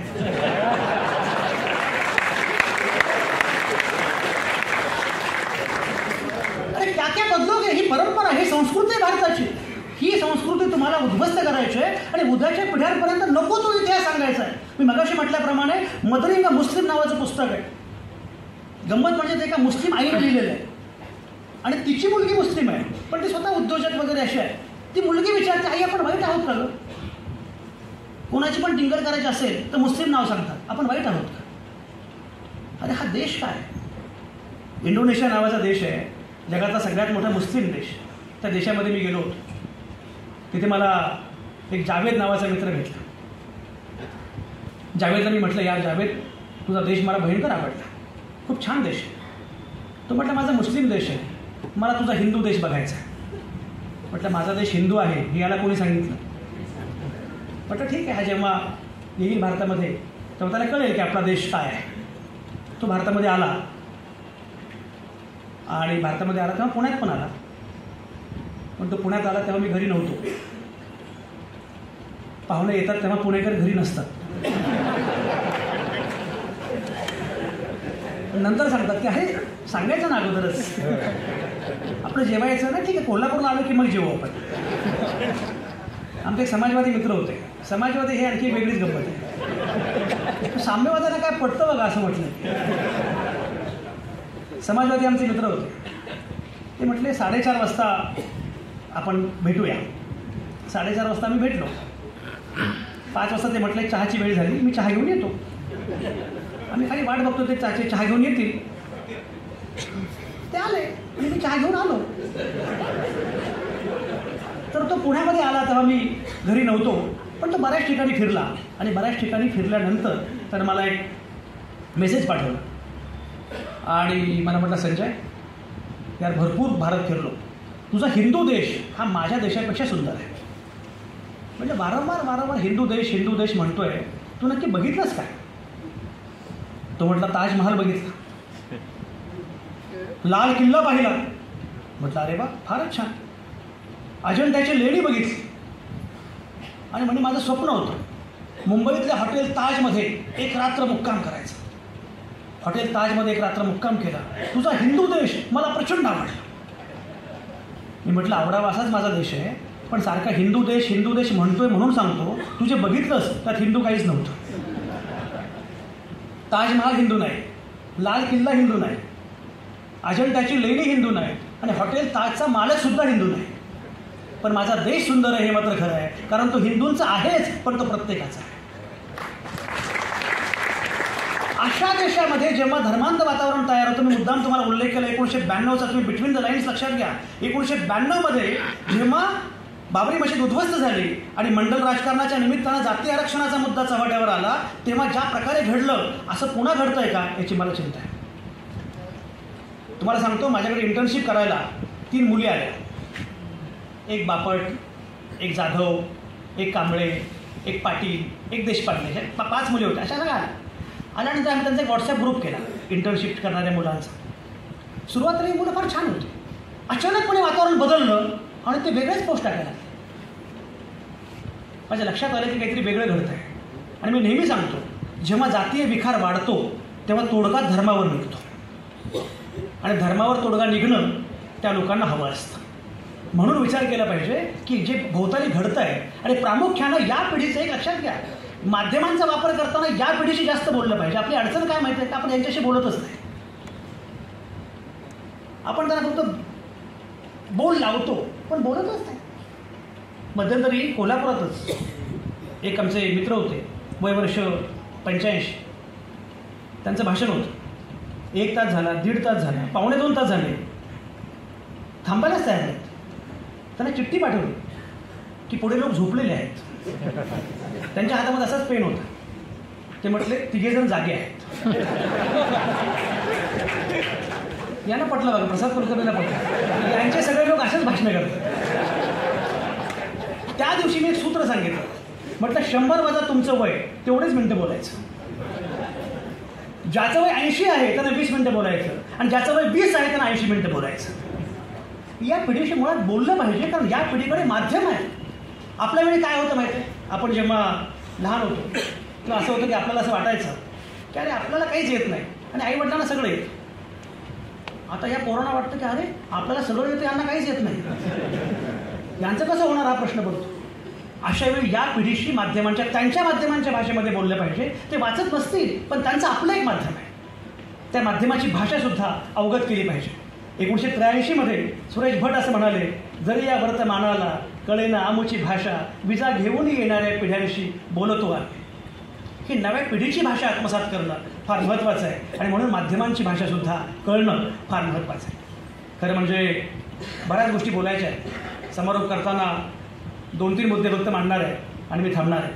मी ज्याप्रमाणे मगाशी उल्लेख केला की मुळामध्ये आयडिया ऑफ इंडिया, भारताची कल्पना लक्षात घेत आपल्याला पुढे जायचं आहे आणि ही भारताची कल्पना नव्या पिढीपर्यंत पोहोचवणं हे सगळ्यात महत्त्वाचं आव्हान आहे. एक फक्त उदाहरण देतो, मी अनेकदा ते देत असतो.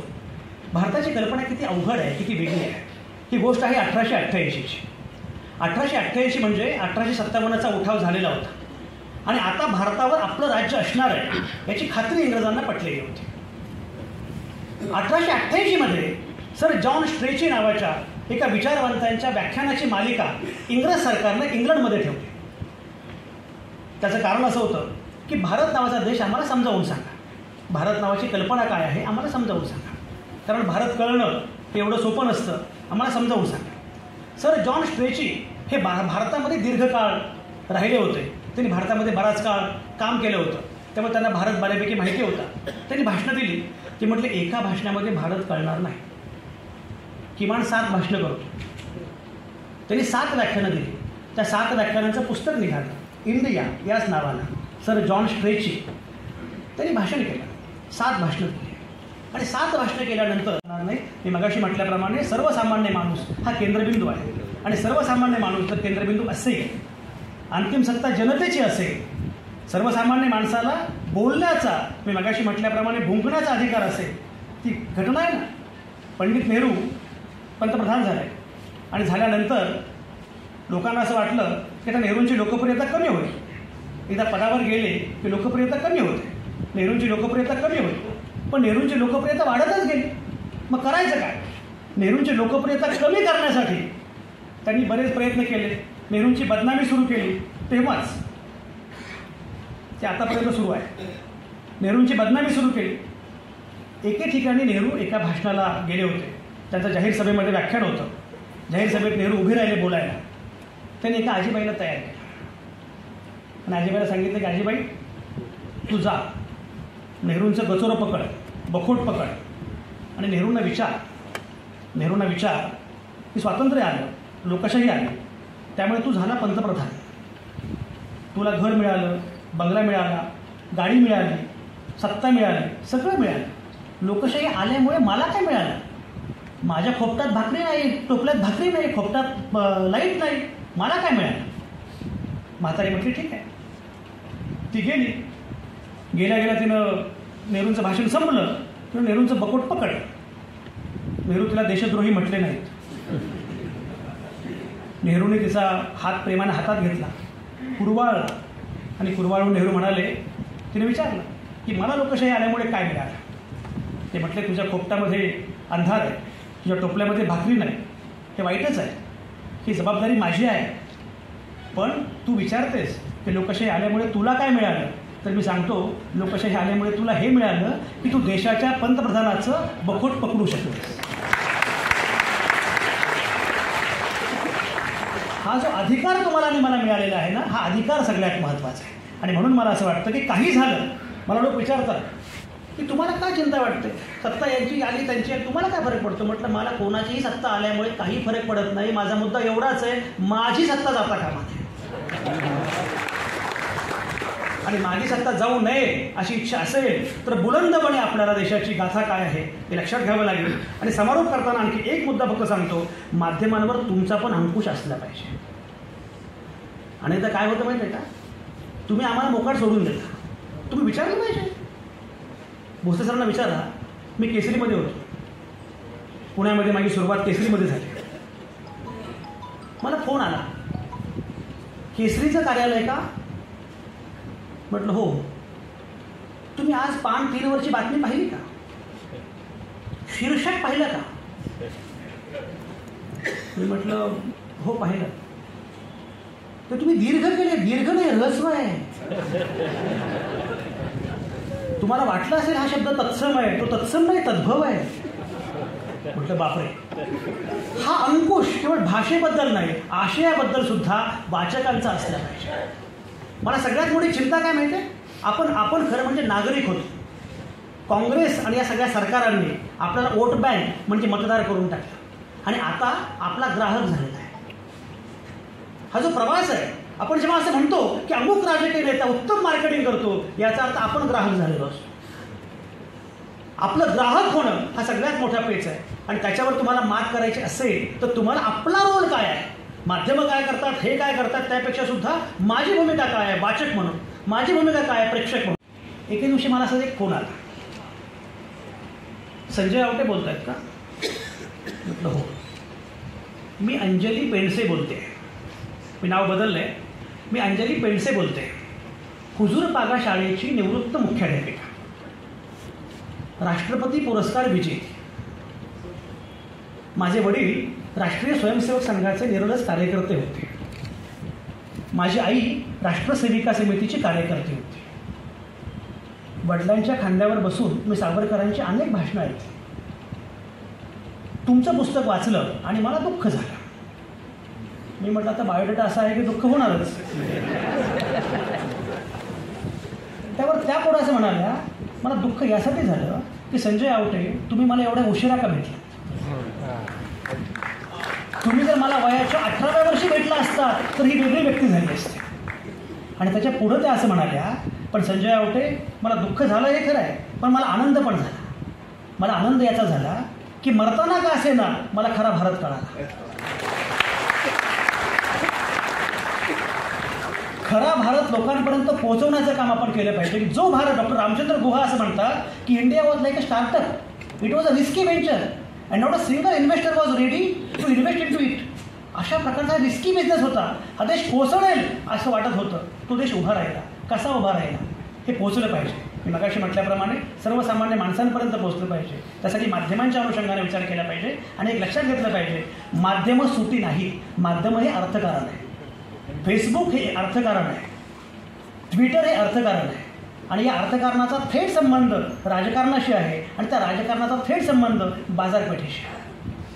हे जे चेहरे उभे राहतात ते चेहरे कोणी उभे करत नाही, ते बाजारपेठ उभी करते. हा सगळा संबंध लक्षात घेत आपल्याला या सगळ्या गोष्टींकडे बघितलं पाहिजे. मला खूप आनंद आहे या छान संध्याकाळी प्रसारमाध्यमांची स्वायत्तता अशा अतिशय क्लिष्ट कठीण विषयावर मलाही चिंता होती की या विषयावर मी बोलणार कसा. याचं कारण असं आहे की जे पत्रकार पुढे बसलेत, वसंत भोसले सरांसारखे, दशरथ पारेकरांसारखे, मी फार साधं बोललो ते म्हणतात की काय हे सगळं आम्हाला माहितीच होतं. फार जर्नलिझमच्या अनुषंगाने अकॅडमिक बोललो तर बाकी लोकांना वाटेल की अरे हे काय चाललं आहे, अशी मला चिंता होती.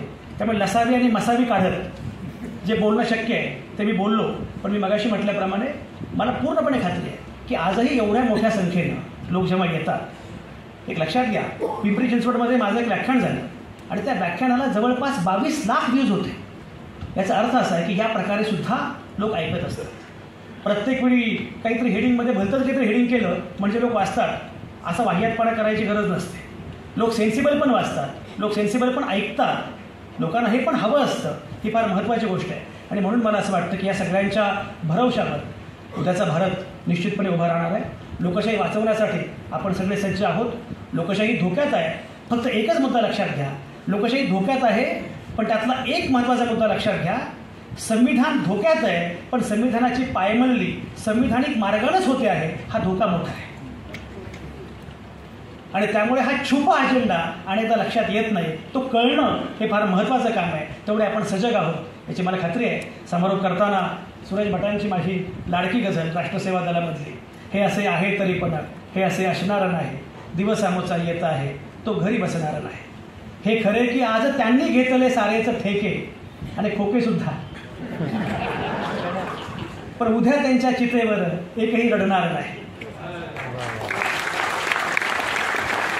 कवी पुढे म्हणतो, छान झाले दांभिकांची पंढरी उद्ध्वस्त झाली, यापुढे वाचाळ दिंडी एकही निघणार नाही. आपण दांभिक आहोत ही मोठी अडचण आहे बरं का. आपण काय करतो माहिती आहे ना, इथं येऊन फुले शाहू आंबेडकर आणि नंतर मात्र भलतंच की दांभिकता गेली पाहिजे. एक उदाहरण तुम्हाला सांगतो. नागराज मंजुळे लंडनला गेला होता. तो परत आला. मी त्याला म्हटलं, नागराज तू लंडनमध्ये काय बघितलंस? बरं, मला माहिती आहे की नागराज म्हणजे काहीतरी भलतंच बघतो. म्हटलं लंडनला मी पण गेलो आहे, पण मी काय टिपिकल लंडन बघितलं, तू काय बघितलंस? म्हणजे सर, मी लोकांना असं विचारलं की अशी कुठली शिवी आहे की जे दिली की तुम्हाला राग येतो? हा काय प्रश्न आहे का म्हटलं. म्हणजे आपल्याकडे असतं ना की ही शिवी चालेल पण ती नाही चालेल. मी तर कोल्हापुरात शिकलो आहे.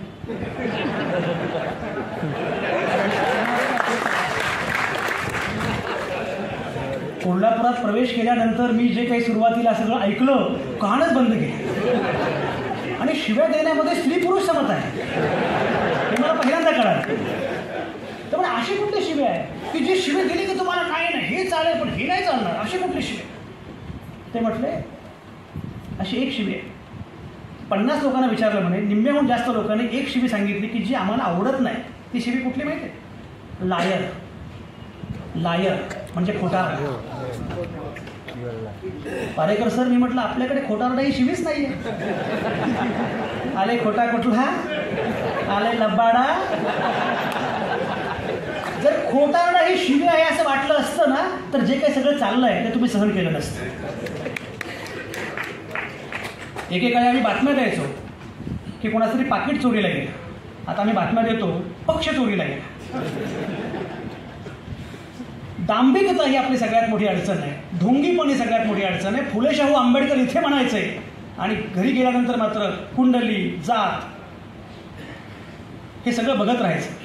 मला आठवतं माझ्या एका ओळखीच्या बाईंचा मला फोन आला होता की म्हणे संजय जरा घरी ये, जरा अडचण आहे, तुझी मदत पाहिजे. घरी गेलो तर म्हणे अरे प्रॉब्लेम झाला. म्हणे काय झालं? म्हणजे पोरगी प्रेमात पडली. म्हटलं कॉलेजमध्ये गेली आणि प्रेमात पडली. म्हणजे कॉलेजमध्ये आणखी काय करायचं असतं? म्हणे नाही, पोरगा इंटरकास्ट आहे. इंटरकास्ट हा शब्द फार भयंकर वापरला. मी म्हटलं बरं, मग तू त्याला समजावून सांग. मी केलो, तिनं ऐकलं माझं. की आई फार भयंकर असतात ना, त्यांचं कान असा असतो लगेच. ती मला म्हटलं संजय मी तुला कशासाठी बोलवलं होतं? तुला मी सुपारी का दिली होती? तू तिला उलट कर म्हणतोयस. म्हटलं हीच माझी भूमिका आहे. तर म्हणजे अशी भूमिका ही पेपरात घ्यायची असते, अशी भूमिका टी व्हीवर बोलायची असते, असं घरात नसतं बघायचं. ही जी दांभिकता आहे ना, यानं आपलं फार मोठं नुकसान केलं आहे. छान झालंय, दांभिकांची पंढरी उद्ध्वस्त झाली, यापुढे बाचाळ दिंडी एकही निघणार नाही. आणि म्हणून ही दांभिकता बंद होणं हे जास्त महत्त्वाचं आहे. आणि समारोप करताना कवी असं म्हणतो, आजचे आमुचे पराभव पचवितो आम्ही उद्यास्तव. आजचे आमुचे पराभव पचवितो आम्ही उद्यास्तव. विजय तो कसला उरावर जखम जो करणार नाही. हे असे आहे तरी पण हे असे असणार नाही. दिवस आमुचा येत आहे, पण त्यासाठी आपल्यालाही 4 पावलं पुढे जावं लागेल. लोकशाही वाचवा असं म्हणत तुम्ही त्या दिशेनं धावत आहातच. तुमच्यासोबत मी पण आहे एवढं सांगण्यासाठी इथं आलो. धन्यवाद.